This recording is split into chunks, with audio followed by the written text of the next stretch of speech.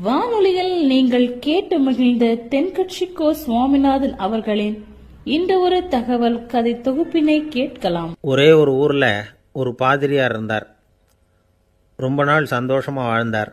ஒரு நாள் அவர் மடத்து சமையல் அறையில் பாத்திரங்களை கழுவி துலக்கி சுத்தப்படுத்திக்கிட்டு இருந்தார்.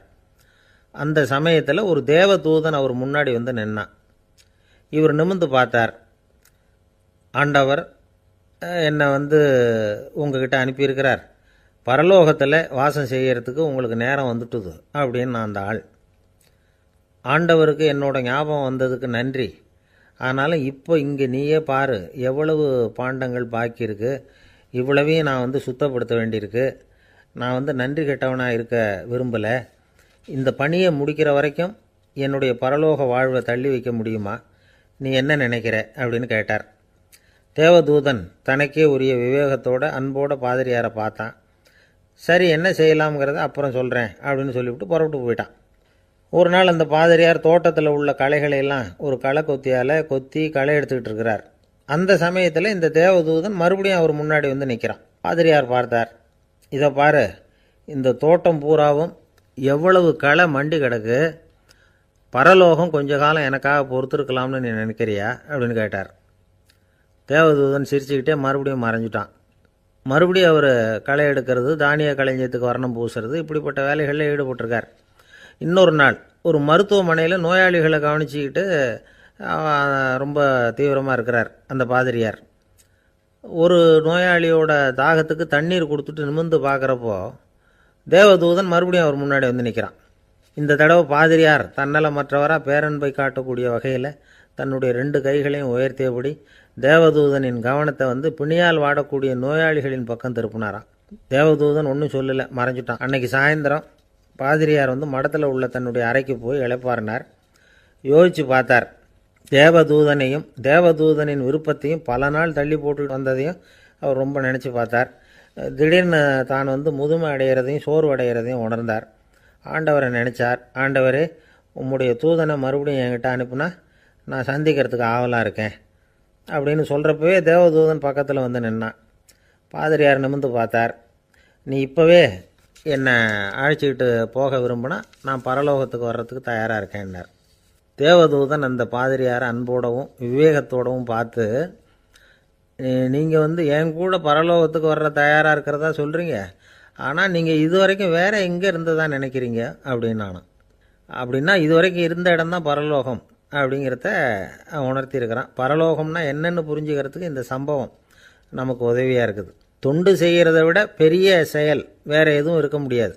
அது நம்ம மனசுக்கு கொடுக்குற சுகத்தை வேறு எதுவும் கொடுக்க முடியாது. நாம் தொண்டு செய்கிற இடம் தான் அந்த புண்ணிய இடம். ஆனால் இந்த காலத்துல எல்லாம் நாம் தொண்டு செய்யணும்னு நினச்சி ஏதாவது ஆரம்பித்தா கூட அதை ஒரு மாதிரியாக சுற்றி நின்று வேடிக்கை பார்க்க ஆரம்பிச்சிடுறாங்க. ஒரு பெரியவர் அப்படி தான் ஒரு தொண்டு செஞ்சுக்கிட்டு இருந்தார். ஒரு கோவில் கட்டிக்கிட்டு இருந்தாங்க.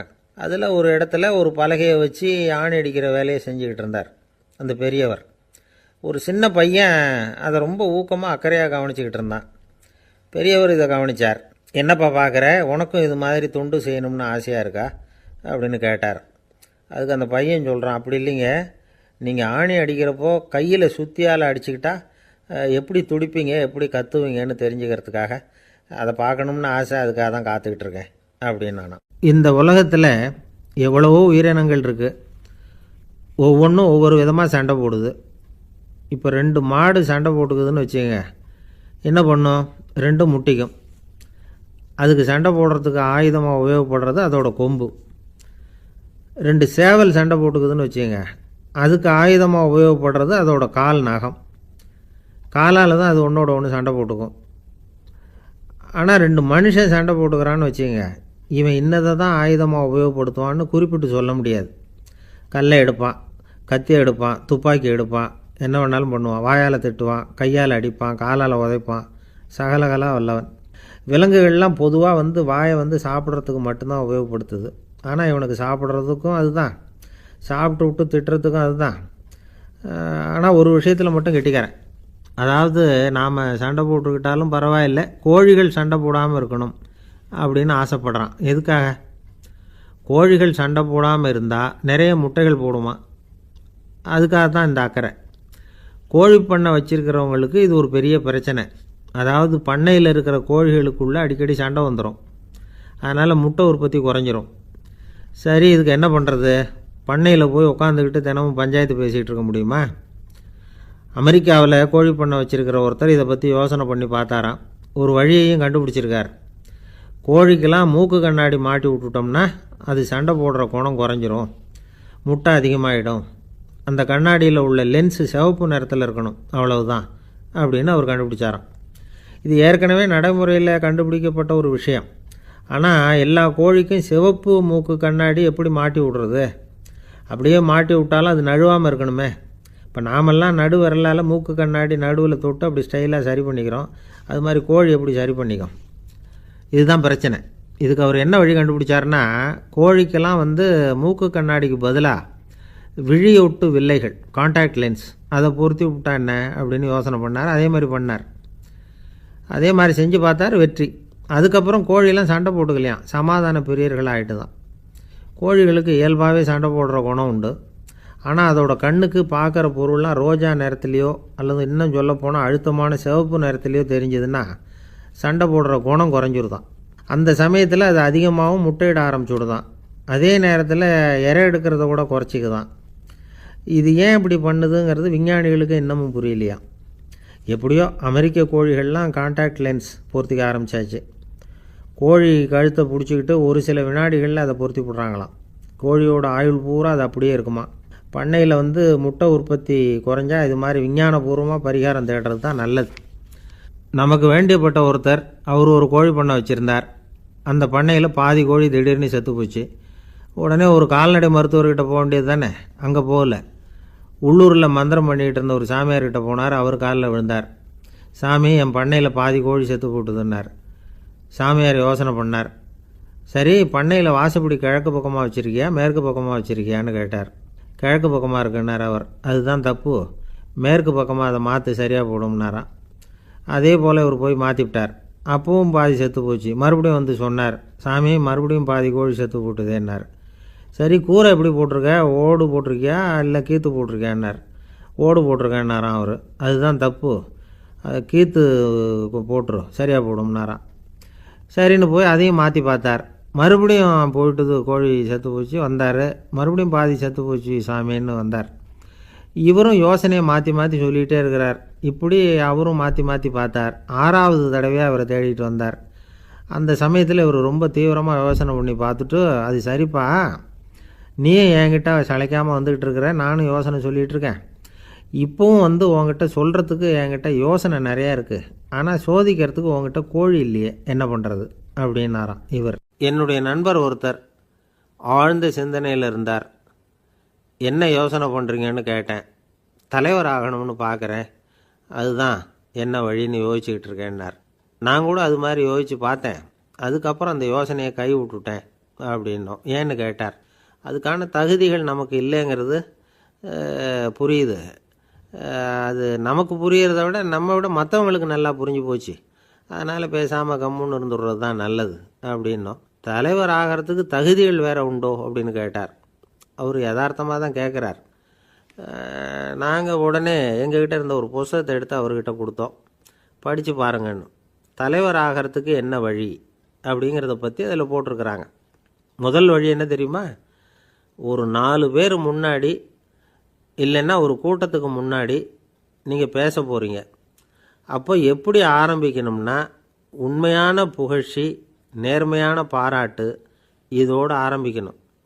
எடுத்ததுமே அது சரியில்லை இது சரியில்லைன்னு பேசிகிட்டு இருக்கக்கூடாது. மக்களை பார்த்து நீங்கள் தான் தப்பு பண்ணிவிட்டீங்க அப்படின்னு நேரடியாக சொல்லக்கூடாது.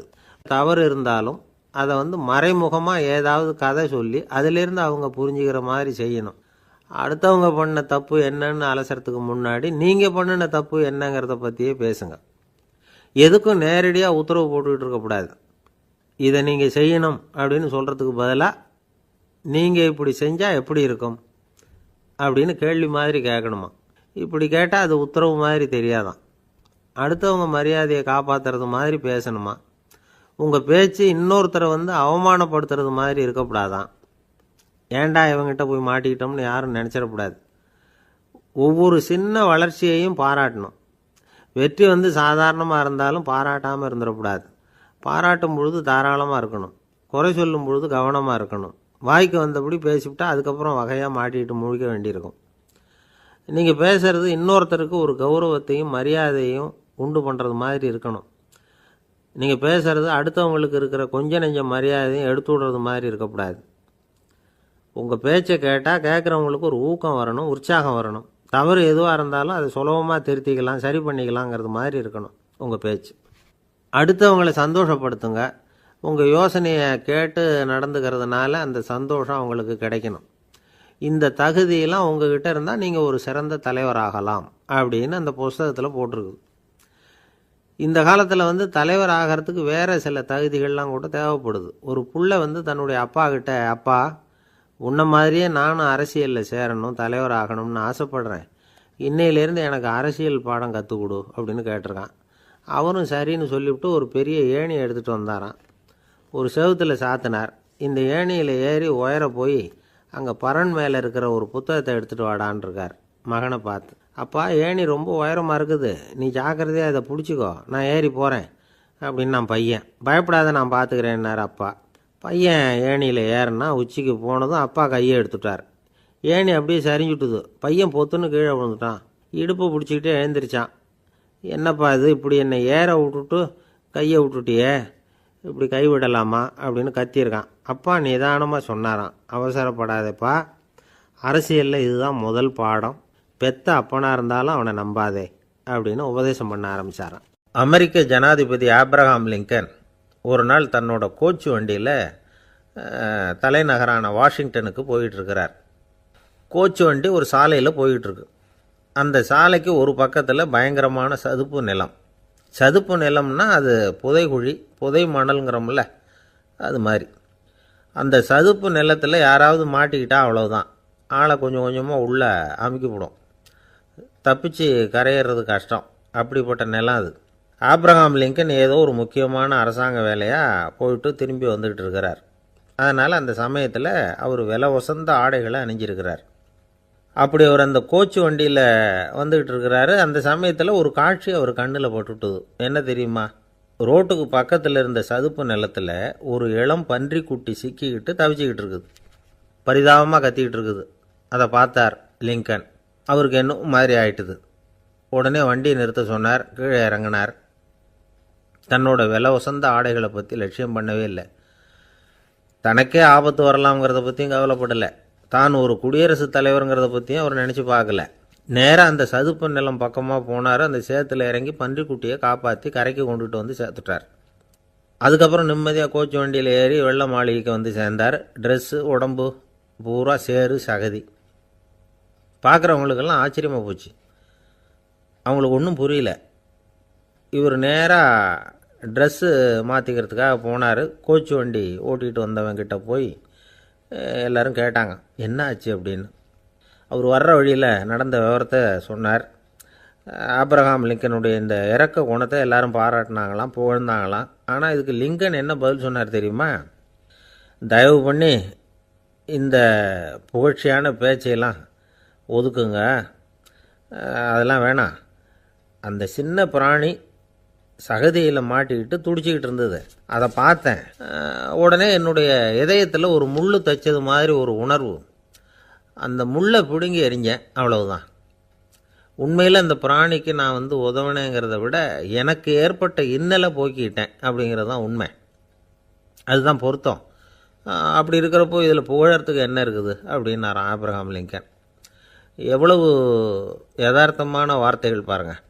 இந்த காலத்தில் நம்மளையும் பல பேர் அப்படி உண்டு. நீச்சல் தெரியாத ஒரு ஆள் தண்ணியில் இறங்கிட்டான். தண்ணி ஆழங்கிறது அப்புறமா தான் தெரிஞ்சுது. தத்தளிக்க ஆரம்பிச்சுட்டான். வாழ்னு கத்துறான். கரையில் நின்றுட்டு இருந்த ஒருத்தர் இதை பார்த்தார். உடனே அவருக்கு இதயத்தில் முள் தைச்சது மாதிரி ஒரு உணர்வு. உடனே குபீர்னு தண்ணியில் பாய்ஞ்சார். அவரை காப்பாற்றி கரைக்கு கொண்டுட்டு வந்து சேர்த்தார். இதை பார்த்துக்கிட்டு இருந்த இன்னொருத்தர் காப்பாற்றின அந்த ஆளை பாராட்டி புகழ்ந்தார். என்ன புகழாதீங்க சார் அப்படின்னார் அவர். ஏன்னு கேட்டார் இவர். நான் அந்த ஆளை ஏன் காப்பாற்றினேன் தெரியுமா? அவன் நேற்றுக்கு என்கிட்ட 300 ரூபா கடன் வாங்கியிருக்கிறான். இவன் தண்ணியில் போட்டான்னா நான் கொடுத்த கடனும் தண்ணியில் போடும். அதனால தான் விழுந்து காப்பாற்றினேன் அப்படின்னா அந்த ஆள். இந்த உலகமே ஒரு நாடக மேடை, நாம் எல்லாரும் நடிகர்கள், இது ஞானிகள் சொல்கிறது. இது ஒரு பக்கம் இருக்கட்டும். இந்த உலகத்துக்குள்ளே எத்தனையோ நாடக மேடைகள், எத்தனையோ நடிகர்கள், எத்தனையோ நாடகங்கள், இதெல்லாம் எப்படி ஆரம்பமாச்சு? அதுதான் இன்றைக்கி தகவல். அதாவது ஆதி மனிதன் பேச ஆரம்பிக்கிறதுக்கு முன்னாடி சைகையாலேயே எல்லாத்தையும் சொல்லிகிட்டு இருந்தான். அதனால் அப்போவே நடிப்பு ஆரம்பமாயிட்டுது. முதல்ல ஒரு வேட்டையைத்தான் அவன் நடித்து காட்டியிருப்பான். இவன் எப்படி போனான், எதிரில் மிருகம் எப்படி வந்தது, அதோடு எப்படி சண்டை போட்டான், எப்படி அடித்து கொண்டுகிட்டு வந்தான், இதை அப்படியே மற்றவங்களுக்கு நடித்து காட்டியிருப்பான். ஏன்னா மொழி கிடையாது. இந்த காலத்துலலாம் நாடகங்களில் நடிக்கிறவங்கள நடிகர்கள்ங்கிறோம். ஒரு காலத்தில் இவங்களுக்கு என்ன பேர் தெரியுமா? திஸ்பியர்கள் அப்படின்னு பேரான். இதுக்கு காரணம் உண்டு. அதாவது 2000 வருஷத்துக்கு முன்னாடி கிரீஸ் நாட்டில் திசிபியஸ் அப்படின்னு ஒரு ஆள் இருந்தான். அவன் ஒரு பெரிய நாடக கலைஞன். அவன் சில இளைஞர்களை சேர்த்துக்கிட்டான், பயிற்சி கொடுத்தான், நாடக குழுவை உருவாக்கினான். நடிகர்களையும் நாடகத்துக்கு தேவையான பொருள்களையும் ஏற்றிக்கிட்டு போகிறதுக்கு ஒரு வண்டியையும் தயார் பண்ணான். அந்த வண்டியிலேயே அவன் கிரேக்க நாடு பூராவும் சுற்றினான். ஊர் ஊராக நாடகம் போட்டான். ஒரு ஊருக்கு போனதும் அங்கே நாடகம் நடத்த தியேட்டர் இருக்கா அப்படிங்கன்னெல்லாம் பார்க்குறதில்ல அவன். ஏன்னா அப்போலாம் தியேட்டர்னா என்னென்ன தெரியாது. நாடகம்னா அதை ஒரு மூடிய கொட்டைக்குள்ளே தான் நடத்தணுங்கிறது அப்போ யாருக்குமே தோணலை. இந்த வண்டி போகும், அதுவே ஒரு பகுதி அப்படியே ஒரு மேடை மாதிரி விரிச்சிக்கும். அதில் ஏறி நின்றுக்கிட்டு நாடகத்தை நடித்து காட்டுவாங்களாம். மக்கள்லாம் எதிரில் தரையில் உட்காந்து அதை பார்த்துக்கிட்டு இருக்கிறது. உலகத்தின் முதல் நடமாடும் தியேட்டர் இது தானா. இந்த திசிபியஸ் தான் முதலாக உலகத்தில் நாடகங்கிற பொழுதுபோக்கை நடத்தி காட்டினவன் அப்படின்னு சொல்கிறாங்க. அவன் சொந்தமாக நாடகம் எழுதுனான், நடித்தான், நாடகத்தை இயக்கினான். அதனால தான் அவனை first man of the theatre அப்படின்னு சொல்லுவாங்க. அவன் தான் நாடக மேடையின் முன்னோடி. கிரேக்கர் காலத்திலேயே நாடக ஆசிரியர்கள், நடிகர்கள், ரசிகர்கள் இவங்கள்லாம் உருவாயிட்டாங்களாம். நாடகத்தின் சரித்திரத்தில் இந்த 3 பிரிவும் ரொம்ப முக்கியம். அதாவது கிரேக்க தியேட்டர்கள்லாம் திறந்த வெளி மேடைகள் தான். பெரும்பாலும் மலைச்சரிவுகள், அதுவே படிப்படியாக பண்ணியிருப்பாங்க. கீழே அரைவட்ட வடிவில் மேடை, அதுக்கு ஆர்கெஸ்ட்ரான்னு பேர். பிற்காலத்தில் இதில் உட்காந்து இசைக்குழுவினர் வாய்ச்சதுனால இசைக்குழுவுக்கே ஆர்கெஸ்ட்ராங்கிற பேர் வந்துட்டுது. இப்போது கிரேக்க தியேட்டர்களில் ஒன்று, அதோட காலம் கிமு 340. அதை இன்னமும் பாதுகாத்து வச்சுருக்கிறாங்களாம். எபிடாரஸ் அப்படிங்கிற இடத்துல அது இருக்குதான். இன்னமும் அந்த தியேட்டரை பயன்படுத்திக்கிட்டு வர்றாங்களாம். சிறந்த கிரேக்க நாடகங்கள்லாம் அங்கே நடிக்கிறாங்களாம். ஆரம்ப காலத்திலேயே கட்டணம் கிடையாது. அப்புறம் பின்னாடி தான் நுழைவு கட்டணம்லாம் அப்படியே வந்துட்டு தான். நடிகர்கள் பளபளப்பான ஆடைகள் உடுத்தியிருப்பாங்களாம். இந்த குதிகால் உயர்ந்த காலணிகள் போட்டிருப்பாங்களாம். இதெல்லாம் பழைய குறிப்புகள். பலவிதமான உருவங்களில் மாஸ்க் அப்படின்னு சொல்லப்படுற முகமூடி. அதனால் ஒரே நடிகர் பல வேடங்களில் நடிக்கிறது உண்டான். ஆரம்பத்தில் பெண் நடிகர்கள் கிடையாது, எல்லாம் ஆண் நடிகர்கள் தான். ரோமானியர்கள் தான் முதல் நிரந்தர நாடக மேடையை கட்டினவங்க. அதுதான் முதல் தியேட்டர். கிமு 1048 காலகட்டத்தில் பாம்பிங்கிற நகரத்தில் அதை கட்டியிருக்கிறாங்களாம். கிரேக்க ரோமானிய தியேட்டர்களின் அடிப்படையிலேயே இந்த இத்தாலிய வடிவ அமைப்பாளர்கள் இந்த குதிரை லாட வடிவில் ஒரு ஆடிட்டோரியத்தை உருவாக்கினாங்களாம். இப்படி அதை பற்றி நிறைய தகவல் இருக்குது. 1576 லண்டனில் இந்த பின்ஸ்பர்ரி, அப்புறம் இந்த பில்ட்ஸில், அப்புறம் ஜேம்ஸ் இப்படிங்கிறவர் முயற்சியால் தான் இங்கிலாந்தில் முதல் தியேட்டர் உருவாச்சான். அப்படி ஒருத்தர் இருந்தாராம். உலக நாடக மேடையின் வரலாறு இதுதான். அதாவது இப்போல்லாம் அறிவியல் வளர்ச்சி அதிகமாகிட்டுது. திரைப்படம், தொலைக்காட்சி எல்லாம் வந்தாச்சு. ஒவ்வொரு வீடுமே ஒரு குட்டி தியேட்டர் மாதிரி ஆகிட்டுது. தொலைக்காட்சி முன்னாடி உட்காந்தா எழுந்திருக்கவே மனசு வர்றதில்லை. ஒரு அம்மா ஒரு மனோதத்துவ டாக்டரை தேடிட்டு வந்தாங்களாம் இந்த காலத்தில். டாக்டர், எங்கள் வீட்டுக்காரர் எப்போ பார்த்தாலும் டிவி முன்னாடி உட்காந்துக்கிட்டு அதையே வெறிச்சு பார்த்துக்கிட்டு இருக்கிறார், உத்து பார்த்துக்கிட்டு இருக்கார், எனக்கு சந்தேகமாக இருக்குன்னாங்களாம். இது மனக்கோளாறு இல்லைங்க, ஆர்வக்கோளாறு, அவ்வளவுதான், இதுக்காக பயப்படாதீங்கன்னாரான் டாக்டர். அப்படி இல்லை டாக்டர், டிவி ஓடும் பொழுது நாம் எல்லாம் அதை பார்க்குறோம் சரி, ஆனால் அவர் அப்படி இல்லை, டிவியை நிறுத்தினதுக்கு அப்புறமும் அதையே உத்து பார்த்துக்கிட்டு உட்காந்துருக்கிறார், அதனால தான் சந்தேகப்பட்டு உங்ககிட்ட வந்தேன் அப்படின்னாங்களாம். அந்த ஆள் என்னை கண்ணா பண்ணான்னு திட்டிவிட்டான் சார், அதை நினச்சா எனக்கு ரொம்ப வருத்தமாக இருக்குது அப்படின்னு சொல்லி கவலைப்பட்டார் ஒருத்தர். இதில் கவலைப்படுறதுக்கு என்ன இருக்குது அப்படின்னார் ஒரு பெரியவர். அவர் ஒரு மகான். என்ன சார் இப்படி சொல்கிறீங்க, ஒருத்தர் நம்ம பார்த்து திட்டுனா வருத்தமாக இருக்காதா அப்படின்னார். அது எப்படி வருத்தமாக இருக்கும், திட்டுறதுங்கிறது என்ன, அது வெறும் சத்தம் தானே அப்படின்னார் அந்த பெரியவர். நம்ம ஆளுக்கு தலையை பிச்சுக்கலாம் போல் இருந்தது. இருக்காத அப்படின்னா நமக்கே அப்படி தானே தோணுது. அந்த பெரியவர் சொல்கிறது ரொம்ப பெரிய விஷயம். அதை நாம் புரிஞ்சிக்க முயற்சி பண்ணலாம்னா நடைமுறை வாழ்க்கைக்கு அது ஒத்து வர்றது மாதிரி தெரிய மாட்டேங்குது. இருந்தாலும் அந்த பெரியவர் அதுக்கு என்ன தான் விளக்கம் கொடுக்குறாருன்னு பார்ப்போமே. ஒரு ரயில் போயிட்டுருக்கு, அதில் ஒரு சாது போயிட்டுருக்கார். அந்த ரயில் அவர் ஹரித்வாரம் போயிட்டுருக்கார். அவர் ரயிலில் ஏகப்பட்ட கூட்டம். நம்ம ஊர் ரயில் கேட்க வேணும், டிக்கெட் வாங்கிட்டு கொஞ்சம் பேர், வாங்காத கொஞ்சம் பேர். அது என்னத்துக்கு அனாவசியமாக டிக்கெட் அப்படிங்கிற நினப்பில் பாதி பேர். இந்த கூட்டத்துக்கு மத்தியில் அந்த சாதுவும் போயிட்டுருக்கிறார். உட்கார்றதுக்காக இருந்த இடத்துல ஒரு ஆள் படுத்துருக்கிறான். கொஞ்சம் முரட்டு ஆசாமி. அவன் கால் பக்கத்தில் கொஞ்சோண்டு இடம் பாக்கி இருந்தது. அந்த இடத்துல இந்த சாது உட்காந்துருந்தார். மெதுவாக உட்காந்துக்கிட்டார் போய். ஆனால் அந்த ஆள் ராத்திரி பூரா இவரை காலால் உதச்சிக்கிட்டே இருக்கிறான். அது இவருக்கு ரொம்ப அவமானமாக பட்டுது. அதனால் துக்கம் ஏற்பட்டுது. இருந்தாலும் அதை ஒரு மாதிரியாக சகிச்சுக்கிட்டே இவர் வந்து சேர்ந்தார். பொழுது விடிஞ்சுது. அந்த சாது ஹரித்வார் வந்து சேர்ந்தார். அங்கே ஒரு பெரிய ஞானியை சந்தித்தார். ராத்திரி ரயிலில் அந்த ஆள் உதைச்சதையும் அதனால் தனக்கு ஏற்பட்ட துக்கத்தையும் இந்த சாது அந்த ஞானிகிட்ட சொன்னார். சொல்லிவிட்டு, ஏன் சுவாமி, எனக்கு துக்கம் ஏற்பட்டதே அது தப்பா அப்படின்னு கேட்டார். தவறு தான்னார் அந்த ஞானி. உனக்கு இன்னமும் தேக அபிமானம் போகலைங்கிறது தான் அது காட்டுது. அஷ்டாவக்கிரர் என்ன சொல்கிறார் தெரியுமா? உண்மையான ஞானி யாராவது தன்னை வந்தனை செய்தால் அதற்காக சந்தோஷப்பட மாட்டார், யாராவது நிந்தனை செய்தால் அதற்காக வருத்தப்பட மாட்டார் அப்படின்னு சொல்கிறார். நிந்தனைங்கிறது ஒரு ஒலி தான். தேகாபிமானம் இருக்கிற வரைக்கும் இந்த ஒலி நம்மளை வேதனைப்படுத்தும். நான் தேகம் இல்லை, ஆத்மா அப்படிங்கிற நினைவு இருந்தால் இந்த ஒலி நம்மளை பாதிக்காது. மனு என்ன சொல்கிறார் தெரியுமா? ஒரு சாதகன் பாராட்டுதலை விஷம்னு நினச்சி பயப்படணும், அவமானத்தை அமிர்தம்னு நினச்சி சந்தோஷப்படணுங்கிறார். அவமானப்பட்டால் கவலைப்படாமல் எப்படி இருக்க முடியும் அப்படின்னு தான் நமக்கு தோணும். அதனால தான் நம்மளில் யாரும் இதுக்கு உதாரணமாக யாரையும் காட்ட முடியல. புத்தரையும் கபீரையும் உதாரணமாக காட்டுறாங்க. அவங்களுக்கெல்லாம் அவமானம் ஏற்பட்டப்போ கவலையே படலையாம். புத்தரை அவமானப்படுத்தணுங்கிறதுக்காக கௌசாம்பி ராணி ஒரு இளம் பெண்ணை கொலை பண்ணி சடலத்தை புத்தர் குடிசைக்கு முன்னாடி போட சொன்னார். போட்டாங்க. புத்தர் தான் அந்த பொண்ணை கெடுத்து கொலை பண்ணிவிட்டாருன்னு எல்லாரும் நினச்சாங்க. ஆனால் புத்தர் இதை பற்றி கவலையே படலை. அப்புறமா உண்மை தெரிஞ்சதும் புத்தர் புகழ் இன்னும் அதிகமாயிட்டுது.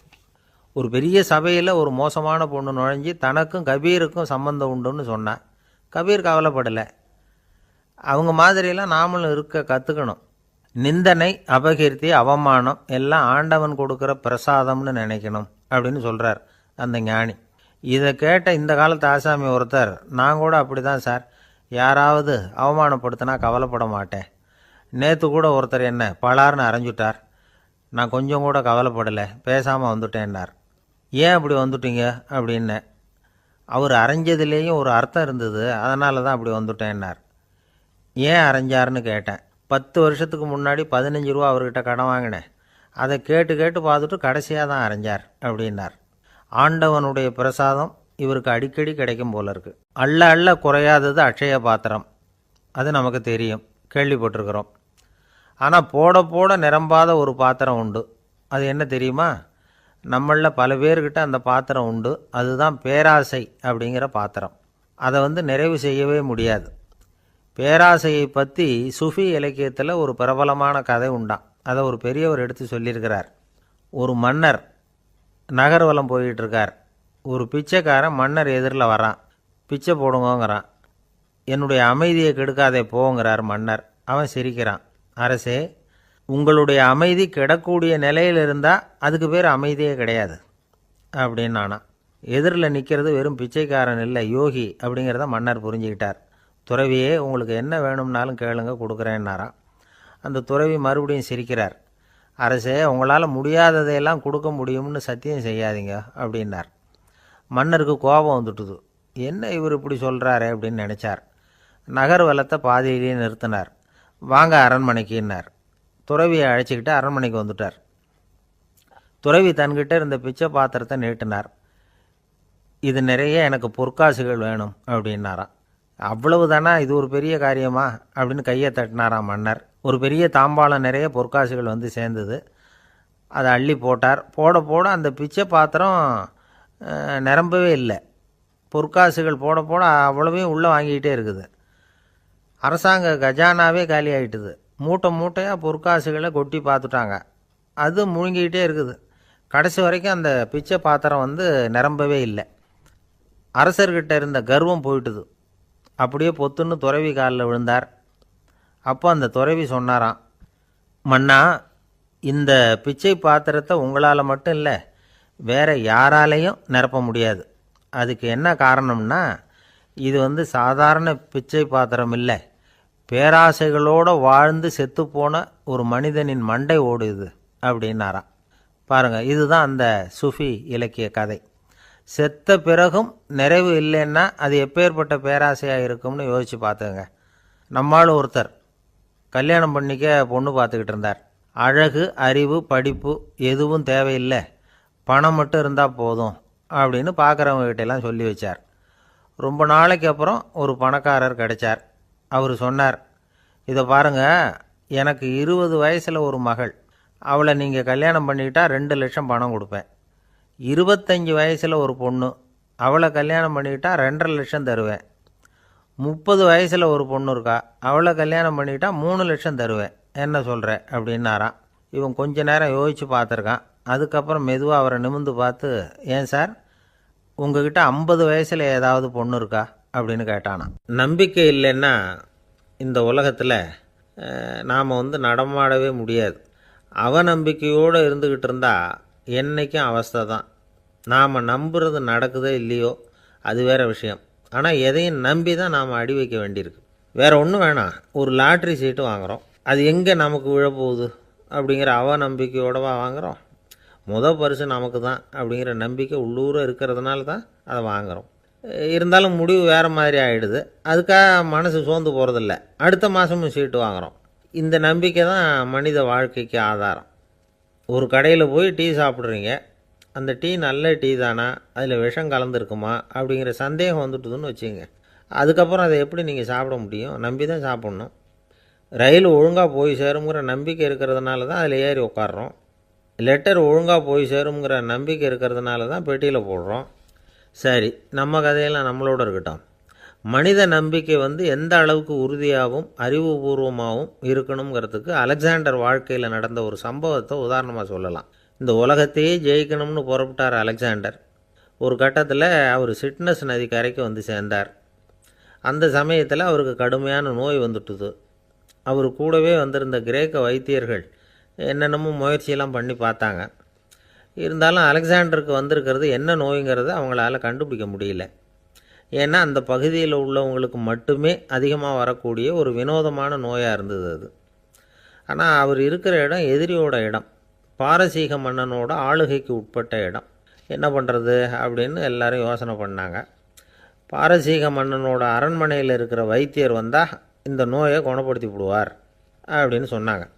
இருந்தாலும் எதிரியோட நாட்டில் இருக்கிற வைத்தியரை கூப்பிட்டு எப்படி நம்பி வைத்தியம் பார்க்க சொல்கிறது அப்படின்னு சொல்லி எல்லோரும் தயங்கினாங்க. ஆனால் அலெக்சாண்டர் தயங்கலை.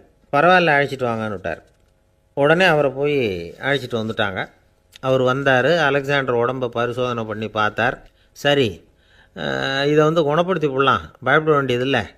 ஆனால் இதுக்கு ஒரு மூலிகை ரசம் தயார் பண்ணி கொடுக்கணும். நான் போய் அதை தயார் பண்ணிவிட்டு 2 நாளில் திரும்பி வந்துடுறேன் அப்படின்னு சொல்லிவிட்டு போனார் அந்த வைத்தியர். அதே மாதிரி 2 நாளில் திரும்பி வந்தார் மூலிகை ரசத்தோட. இதுக்கு இடையில் அலெக்சாண்டரோட தளபதிகளில் ஒருத்தர் ரகசியமாக ஒரு எச்சரிக்கை கடிதம் கொடுத்து அனுப்பியிருக்கிறான். அதை வாங்கி என்ன விஷயம்னு பார்த்தார். இப்போ உங்ககிட்ட வந்திருக்கிற எதிரி நாட்டு வைத்தியரை நம்பாதீங்கோ, அவன் கொண்டுகிட்டு வந்திருக்கிற மூலிகை ரசத்தில் விஷம் கலந்துருக்குது அப்படின்னு அதில் எழுதியிருக்கு. அதை பார்த்தார் அலெக்சாண்டர். இருந்தாலும் கொஞ்சம் கூட அலட்டிக்கலை. வைத்தியர் கொடுத்த மருந்தை வாங்கி கடகடன்னு குடிச்சுட்டு அதுக்கப்புறம் அந்த கடிதத்தில் இருந்த விஷயத்தை அந்த வைத்தியர்கிட்ட சொன்னார். வைத்தியர் திகைச்சு போயிட்டார். தன் மேலே அலெக்சாண்டர் வச்சிருக்கிற நம்பிக்கையை பார்த்து அவருக்கு ரொம்ப வியப்பு. வைத்தியர் வந்து உண்மையிலேயே நல்ல மருந்து தான் கொண்டுகிட்டு வந்து கொடுத்துருக்கிறார், அதில் விஷம்லாம் எதுவும் கலக்கலை. அதுக்கப்புறம் அலெக்சாண்டர் அந்த வைத்தியரை பார்த்து சொன்னாராம், நம்பிக்கைங்கிற அச்சாணியை ஆதாரமாக வச்சுக்கிட்டு தான் இந்த உலகம் சுற்றிக்கிட்டு இருக்குது. எனக்கு எதிரியாக இருந்தாலும் பாரசீக மன்னர் வந்து ரொம்ப பெரியவர். அப்பேற்பட்ட மன்னருடைய அரண்மனை வைத்தியர் தொழில் நேர்மை இல்லாதவராக இருக்க மாட்டார். அப்படி இருந்தால் அவரை வந்து அரண்மனை வைத்தியராக வச்சிருக்கவே மாட்டாங்க அப்படின்னு நம்பினேன். என்னுடைய நம்பிக்கை வீண் போகலை அப்படின்னாராம். இதுதான் மானுட நம்பிக்கைங்கிறது. இந்த காலத்துலேயும் இது மாதிரி இந்த மானுட நம்பிக்கை ரொம்பவும் சாமர்த்தியமாக கையாளுகிற கெட்டிக்காரங்க சில பேர் இருக்கிறாங்க.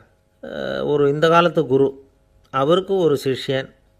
குரு முன்னாடி அந்த சிஷ்யன் ரொம்ப பணிவாக நின்று, குருவே, உங்கள் கையால் விஷத்தை கொடுத்தாலும் அதை வாங்கி மடமடன்னு குடிச்சிருவேன் அப்படின்னா. உன்னுடைய குரு பக்தியை மெச்சினேன் அப்படின்னார் குரு. அதுக்கு அந்த சிஷ்யன், அப்படி இல்லை குருவே, உங்ககிட்ட சிஷ்யனாக இருக்கிறத விட உங்கள் கையால் விஷத்தை வாங்கி குடிச்சு விட்றது ரொம்ப நல்லது, அதனால தான் அப்படி சொன்னேன் அப்படின்னா. ஒரு குரு, இளம் சீடர்கள் எதிரில் உட்காந்துருக்கிறாங்க. குரு பாடம் நடத்திக்கிட்டு இருக்கிறார். சீடர்களுக்கு ஒரு ஆசை, அதாவது ஒரு முக்கியமான மந்திரத்தை நம்ம குருநாதர்கிட்ட இருந்து கற்றுக்கணும் அப்படிங்கிறது அவங்க ஆசை. அது என்ன மந்திரம்னா, இறந்தவரை உயிர்ப்பிக்கக்கூடிய புனித மந்திரம், அதாவது செத்தவங்களுக்கு மீண்டும் உயிர் உண்டாக்குகிற மந்திரம். குருவே, தயவு பண்ணி அந்த மந்திரத்தை எங்களுக்கு உபதேசிக்கணும் அப்படின்னு கேட்டாங்க. அது ரொம்ப ஆபத்தானது, அது என்னத்துக்கு உங்களுக்கு வேண்டாமேன்னாராம் குரு. எங்களுடைய நம்பிக்கை உறுதிப்படுறதுக்காகத்தான் கேட்குறோம், வேற ஒன்றும் இல்லை அப்படின்னாங்களாம் சீடர்கள்.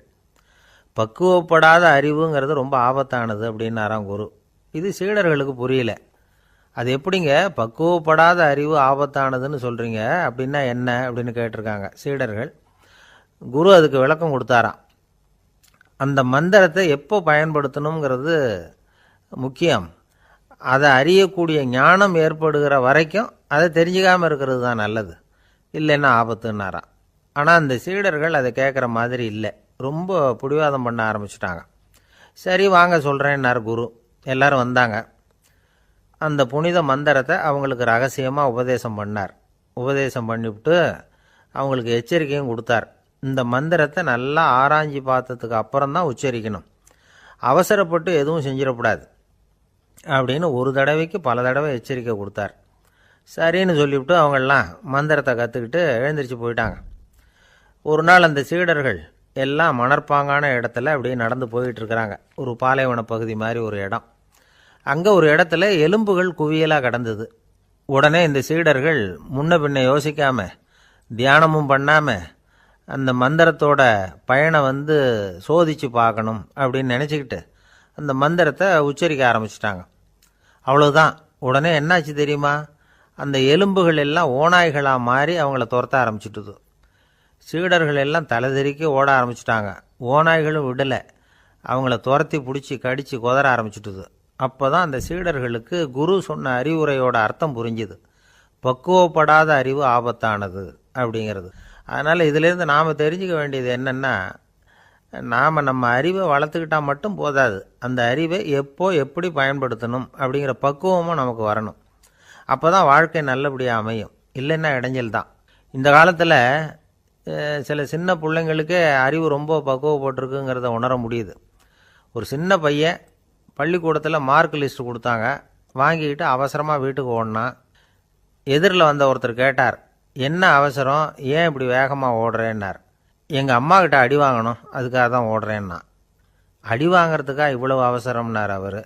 அப்படி இல்லைங்க, நான் போகிறதுக்குள்ளே எங்கள் அப்பா வீட்டுக்கு வந்துட்டாருன்னா அவர்கிட்ட அடி வாங்க வேண்டியிருக்கும், அதை அவாய்ட் பண்ணுறதுக்காக இப்படி ஓடுறேன் அப்படின்னு நானான் அந்த பையன். என்னுடைய நண்பர் ஒருத்தர், அவருக்கு ஜாதகத்தில் நம்பிக்கை உண்டு, அவரே ஜோசியமெல்லாம் பார்ப்பார். என்ன சார் இந்த காலத்தில் இதையெல்லாம் நம்பிக்கிட்டு இருக்கீங்களேன்னு கேட்டா, உங்களுக்கு ஒன்றும் தெரியாது சார், இந்த உலகத்தில் ஒவ்வொருத்தரும் அவங்கவுங்க செய்கிற நல்லது கெட்டதுக்கு தகுந்த பலனை அனுபவிச்சே தீரணும்பார். அது மட்டும் இல்லை, ஒருத்தன் செத்துட்டா கூட அவன் செஞ்ச பாவ புண்ணியங்கள் கூடவே போயிட்டுருக்கோம்பார். அது எப்படி கூட போகும் அப்படின்னு குதர்க்கமாக கேட்டால், அதுக்கு அவர் ஒரு கதை சொன்னார். அது ரொம்ப சுவாரஸ்யமாக இருந்தது. ஒரு ஊரில் ஒருத்தர் இருந்தாராம். அவர் ஜோசியம் பார்க்குறதுல ரொம்ப கெட்டிக்காரரு. ஒருத்தருடைய தலைமுடியை மட்டும் அவர்கிட்ட காட்டினா போதும், அதை மட்டும் பார்த்துட்டு அவருடைய ஜாதகத்தையே சொல்லிவிடுவாராம். அப்பேற்பட்ட திறமை. அந்த ஆள் ஒரு சமயம் கன்னியாகுமரி கடற்கரைக்கு போயிருந்திருக்கிறார். அங்கே கரை ஓரமாக ஒரு மண்டை ஓடு கிடந்திருக்கு, அதை எடுத்து பார்த்துருக்கிறார். அந்த மண்டை ஓட்டை வச்சுக்கிட்டே அதோட ஜாதகத்தை அலசியிருக்கிறார். இந்த மண்டை ஓட்டுக்கு ஒரு ஆசாமி வாழ்க்கையில் ரொம்ப கஷ்டப்பட்டுருக்கிறான், நிறைய கஷ்டத்தை அனுபவிச்சிருக்கிறான், அது தாங்க முடியாமல் தான் கடலில் விழுந்து தற்கொலை பண்ணிகிட்டு இருக்கான் அப்படிங்கிறத அவர் கணிச்சுட்டார். இருந்தாலும் இந்த மண்டை ஓடு இன்னமும் அனுபவிக்க வேண்டியது பாக்கி இருக்குது அப்படிங்கிறதையும் அவர் உணர்றார். அது சரி, ஒருத்தன் உயிரோடு இருக்கிற வரைக்கும் தானே நல்லது கெட்டதை அனுபவிக்க முடியும். செத்ததுக்கு அப்புறமும் பாக்கி இருக்குன்னா அதை எப்படி அனுபவிக்கிறது? இந்த மண்டை ஓட்டுக்கு இன்னும் கொஞ்சம் பாக்கி இருக்குது அப்படிங்கிறது அவருக்கு புரிஞ்சதே தவிர அதோட அர்த்தம் என்னங்கிறது அவருக்கு சரியாக விளங்கலை. சரி, இதை இன்னும் கொஞ்சம் விவரமாக ஆராய்ச்சி பண்ணி பார்ப்போம் அப்படின்னு நினச்சிக்கிட்டு அதை தன்னுடைய வீட்டுக்கு எடுத்துகிட்டு போயிட்டார். அந்த மண்டை ஓட்டை ஒரு பொட்டியில் வச்சு பூட்டினார். தன்னுடைய தனி அறையில் அதை பத்திரமா வச்சுக்கிட்டார்.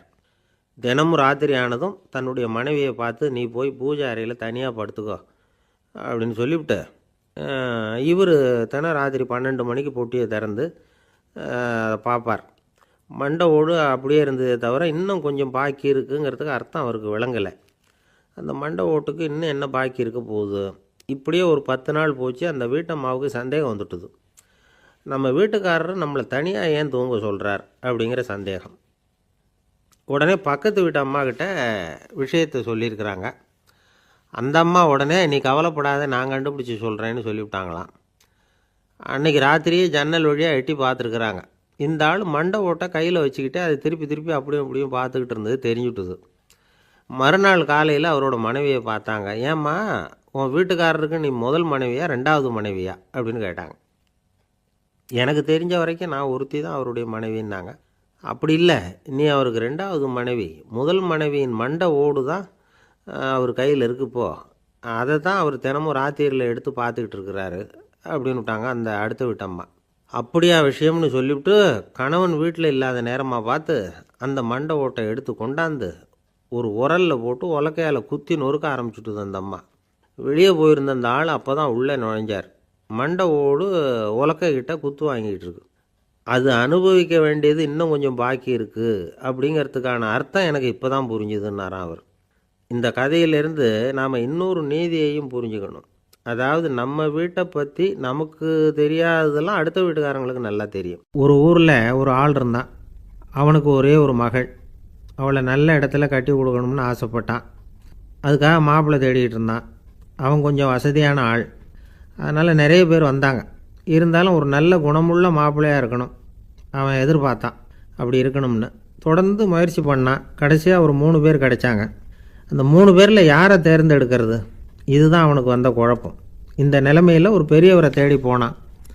அவர்கிட்ட தன்னுடைய பிரச்சனையை சொன்னான். அவர் கொஞ்சம் யோசனை பண்ணார். அதுக்கப்புறம் 3 பேரையும் கூப்பிட்டார். இதை பாருங்கப்பா, உங்கள் 3 பேருக்கும் 3 மாத கால அவகாசம் தர்றேன். நீங்கள் இப்போ போகலாம்.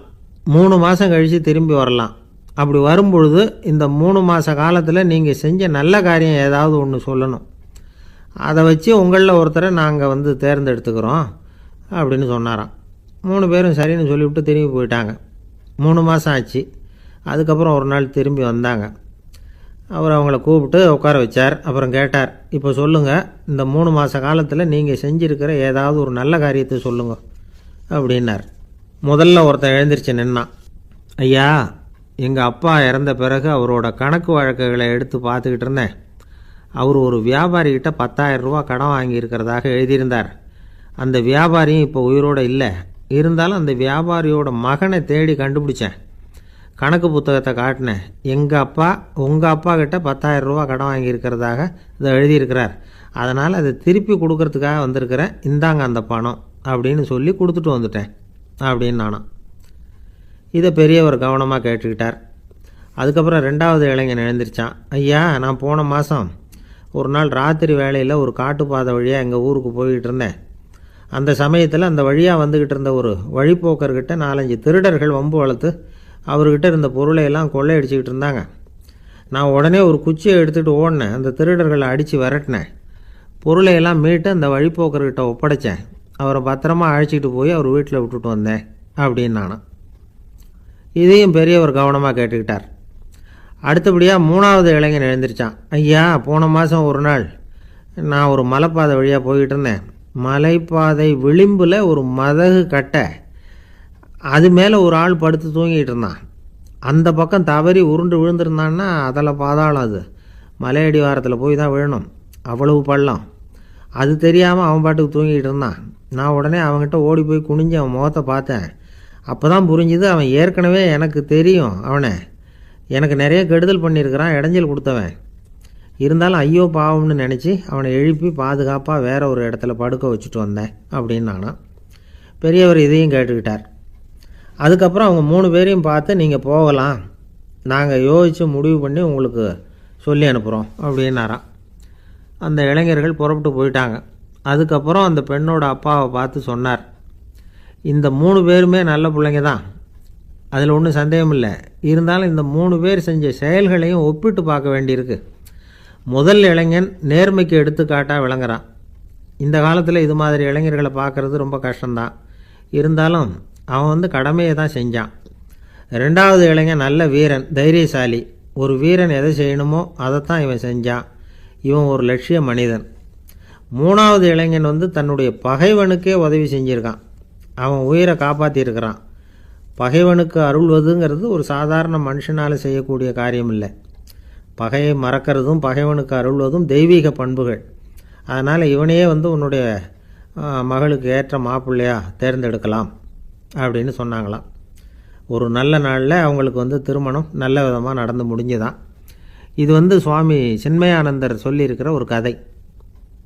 இதிலேருந்து நாம் புரிந்து கொள்ள வேண்டிய ஒரு கருத்து, நமக்கு கெடுதல் பண்ணவங்களுக்கும் நாம் நல்லது செய்யணும். ஆனால் நடைமுறையில் அப்படி நம்மளால் செய்ய முடியறதில்ல. அதுதான் சிக்கல். நம்மால் ஒருத்தங்கிட்ட கேட்டேன், ஏண்டா உன்னுடைய பகைவன் ஒருத்தன் அது மாதிரி ஒரு மலைப்பாதை மதகு கட்டையில் படுத்திருந்தா உடனே நீ என்ன நினைப்ப அப்படின்னு கேட்டோம். இது ஒரு அருமையான சந்தர்ப்பம்னு நினைப்பேன் அப்படின்னா. எதுக்குன்னு கேட்டோம். அவனை அந்த பக்கமாக உருட்டி கீழே தள்ளுறதுக்கு அப்படின்னா. நம்பிக்கை இல்லைன்னா இந்த உலகத்தில் நாம் நடமாடவே முடியாது. அவநம்பிக்கையோடு இருந்துக்கிட்டு இருந்தால் என்றைக்கும் அவஸ்தை தான். நாம் நம்புறது நடக்குதோ இல்லையோ அது வேறு விஷயம். ஆனால் எதையும் நம்பி தான் நாம் அடி வைக்க வேண்டியிருக்கு. வேறு ஒன்றும் வேணாம், ஒரு லாட்ரி சீட்டு வாங்குகிறோம், அது எங்கே நமக்கு விழப்போகுது அப்படிங்கிற அவநம்பிக்கையோடவா வாங்குகிறோம். பரிசு நமக்கு தான் அப்படிங்கிற நம்பிக்கை உள்ளூர இருக்கிறதுனால தான் அதை வாங்குகிறோம். இருந்தாலும் முடிவு வேறு மாதிரி ஆகிடுது. அதுக்காக மனசு சோர்ந்து போகிறதில்ல. அடுத்த மாதமும் சீட்டு வாங்குகிறோம். இந்த நம்பிக்கை தான் மனித வாழ்க்கைக்கு ஆதாரம். ஒரு கடையில் போய் டீ சாப்பிட்றீங்க, அந்த டீ நல்ல டீ தானா, அதில் விஷம் கலந்துருக்குமா அப்படிங்கிற சந்தேகம் வந்துட்டுதுன்னு வச்சுங்க. அதுக்கப்புறம் அதை எப்படி நீங்கள் சாப்பிட முடியும்? நம்பி தான் சாப்பிட்ணும். ரயில் ஒழுங்காக போய் சேருங்கிற நம்பிக்கை இருக்கிறதுனால தான் அதில் ஏறி உட்காடுறோம். லெட்டர் ஒழுங்காக போய் சேருங்கிற நம்பிக்கை இருக்கிறதுனால தான் பெட்டியில் போடுறோம். சரி, நம்ம கதையெல்லாம் நம்மளோட இருக்கட்டும். மனித நம்பிக்கை எந்த அளவுக்கு உறுதியாகவும் அறிவுபூர்வமாகவும் இருக்கணுங்கிறதுக்கு அலெக்சாண்டர் வாழ்க்கையில் நடந்த ஒரு சம்பவத்தை உதாரணமாக சொல்லலாம். இந்த உலகத்தையே ஜெயிக்கணும்னு புறப்பட்டார் அலெக்சாண்டர். ஒரு கட்டத்தில் அவர் சிட்னஸ் நதி கரைக்கு சேர்ந்தார். அந்த சமயத்தில் அவருக்கு கடுமையான நோய் வந்துட்டுது. அவர் கூடவே வந்திருந்த கிரேக்க வைத்தியர்கள் என்னென்னமோ முயற்சியெல்லாம் பண்ணி பார்த்தாங்க. இருந்தாலும் அலெக்சாண்டருக்கு வந்திருக்கிறது என்ன நோய்ங்கிறத அவங்களால கண்டுபிடிக்க முடியல. ஏன்னா அந்த பகுதியில் உள்ளவங்களுக்கு மட்டுமே அதிகமாக வரக்கூடிய ஒரு வினோதமான நோயாக இருந்தது அது. ஆனால் அவர் இருக்கிற இடம் எதிரியோட இடம், பாரசீக மன்னனோட ஆளுகைக்கு உட்பட்ட இடம். என்ன பண்ணுறது அப்படின்னு எல்லாரும் யோசனை பண்ணாங்க. பாரசீக மன்னனோட அரண்மனையில் இருக்கிற வைத்தியர் வந்தால் இந்த நோயை குணப்படுத்தி விடுவார் அப்படின்னு சொன்னாங்க. இருந்தாலும் எதிரியோட நாட்டில் இருக்கிற வைத்தியரை கூப்பிட்டு எப்படி நம்பி வைத்தியம் பார்க்க சொல்கிறது அப்படின்னு சொல்லி எல்லோரும் தயங்கினாங்க. ஆனால் அலெக்சாண்டர் தயங்கலை. பரவாயில்ல, அழைச்சிட்டு வாங்கன்னு விட்டார். உடனே அவரை போய் அழைச்சிட்டு வந்துட்டாங்க. அவர் வந்தார். அலெக்சாண்டர் உடம்பை பரிசோதனை பண்ணி பார்த்தார். சரி, இதை குணப்படுத்தி விடலாம், பயப்பட வேண்டியதில்லை. ஆனால் இதுக்கு ஒரு மூலிகை ரசம் தயார் பண்ணி கொடுக்கணும். நான் போய் அதை தயார் பண்ணிவிட்டு 2 நாளில் திரும்பி வந்துடுறேன் அப்படின்னு சொல்லிவிட்டு போனார் அந்த வைத்தியர். அதே மாதிரி 2 நாளில் திரும்பி வந்தார் மூலிகை ரசத்தோட. இதுக்கு இடையில் அலெக்சாண்டரோட தளபதிகளில் ஒருத்தர் ரகசியமாக ஒரு எச்சரிக்கை கடிதம் கொடுத்து அனுப்பியிருக்கிறான். அதை வாங்கி என்ன விஷயம்னு பார்த்தார். இப்போ உங்ககிட்ட வந்திருக்கிற எதிரி நாட்டு வைத்தியரை நம்பாதீங்க, அவன் கொண்டுகிட்டு வந்திருக்கிற மூலிகை ரசத்தில் விஷம் கலந்துருக்குது அப்படின்னு அதில் எழுதியிருக்கு. அதை பார்த்தார் அலெக்சாண்டர். இருந்தாலும் கொஞ்சம் கூட அலட்டிக்கலை. வைத்தியர் கொடுத்த மருந்தை வாங்கி கடகடன்னு குடிச்சுட்டார். குடிச்சுட்டு அதுக்கப்புறம் அந்த கடிதத்தில் இருந்த விஷயத்தை அந்த வைத்தியர்கிட்ட சொன்னார். வைத்தியர் தகைச்சு போயிட்டார். தன் மேலே அலெக்சாண்டர் வச்சிருக்கிற நம்பிக்கையை பார்த்து அவருக்கு ரொம்ப வியப்பு. வைத்தியர் உண்மையிலேயே நல்ல மருந்து தான் கொண்டுகிட்டு கொடுத்துருக்கிறார், அதில் விஷம்லாம் எதுவும் கலக்கலை. அதுக்கப்புறம் அலெக்சாண்டர் அந்த வைத்தியரை பார்த்து சொன்னாராம், நம்பிக்கைங்கிற அச்சாணியை ஆதாரமாக வச்சுக்கிட்டு தான் இந்த உலகம் சுற்றிக்கிட்டு இருக்குது. எனக்கு எதிரியாக இருந்தாலும் பாரசீக மன்னர் ரொம்ப பெரியவர். அப்பேற்பட்ட மன்னருடைய அரண்மனை வைத்தியர் தொழில் நேர்மை இல்லாதவராக இருக்க முடியாது, இருக்க மாட்டார். அப்படி இருந்தால் அவரை அரண்மனை வைத்தியராக வச்சிருக்கவே மாட்டாங்க அப்படின்னு நம்பினேன். என்னுடைய நம்பிக்கை வீண் போகலை அப்படின்னாராம். இதுதான் மானுட நம்பிக்கைங்கிறது. இந்த காலத்துலேயும் இது மாதிரி இந்த மானுட நம்பிக்கையை ரொம்பவும் சாமர்த்தியமாக கையாளுகிற கெட்டிக்காரங்க சில பேர் இருக்கிறாங்க. இந்த காலத்து குரு, அவருக்கு ஒரு சிஷ்யன். குரு முன்னாடி அந்த சிஷ்யன் ரொம்ப பணிவாக நின்று, குருவே, உங்கள் கையால் விஷத்தை கொடுத்தாலும் அதை வாங்கி மடமடன்னு குடிச்சிருவேன் அப்படின்னா. உன்னுடைய குரு பக்தியை மெச்சினேன் அப்படின்னார் குரு. அதுக்கு அந்த சிஷ்யன், அப்படி இல்லை குருவே, உங்ககிட்ட சிஷ்யனாக இருக்கிறத விட உங்கள் கையால் விஷத்தை வாங்கி குடிச்சு விடுறது ரொம்ப நல்லது, அதனால தான் அப்படி சொன்னேன் அப்படின்னா. ஒரு காடு, நல்ல மரம்லாம் செழிச்சு இருந்தது. அப்படிப்பட்ட காட்டில் ஒரு சாது இருந்தார். அவர் எப்படின்னா எப்பவும் ஒரு மரத்தடியில் உட்காந்துருப்பார். ஏன்னா அவருடைய இருப்பிடமே அதுதான். அவர் என்ன பண்ணுவார், 3 கல் வச்சுருந்தார். செங்கல் மாதிரி இருக்கும், ஆனால் அதை விட கொஞ்சம் பெருசாக இருக்கும். எதுக்கு அந்த 3 கல்லுன்னா அதுதான் அவருடைய படுக்கை.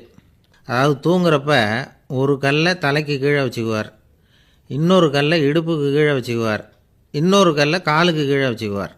உடம்பை அப்படியே ஒரு தகட்டால் மூடிக்குவார், அப்படியே தூங்கி போடுவார்.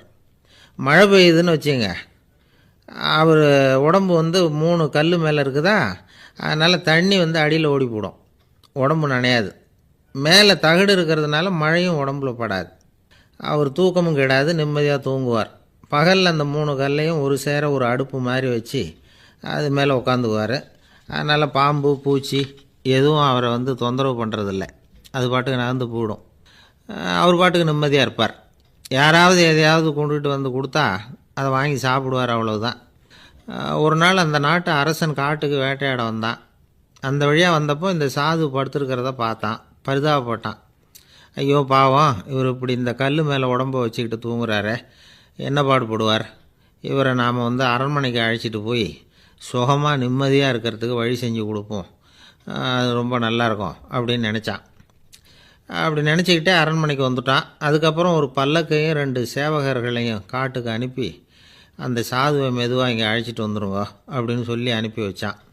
இவங்க போய் அவர்கிட்ட விவரத்தை சொன்னாங்க. எனக்கு என்னத்துக்கு அரண்மனை வாசம் அப்படின்னார்.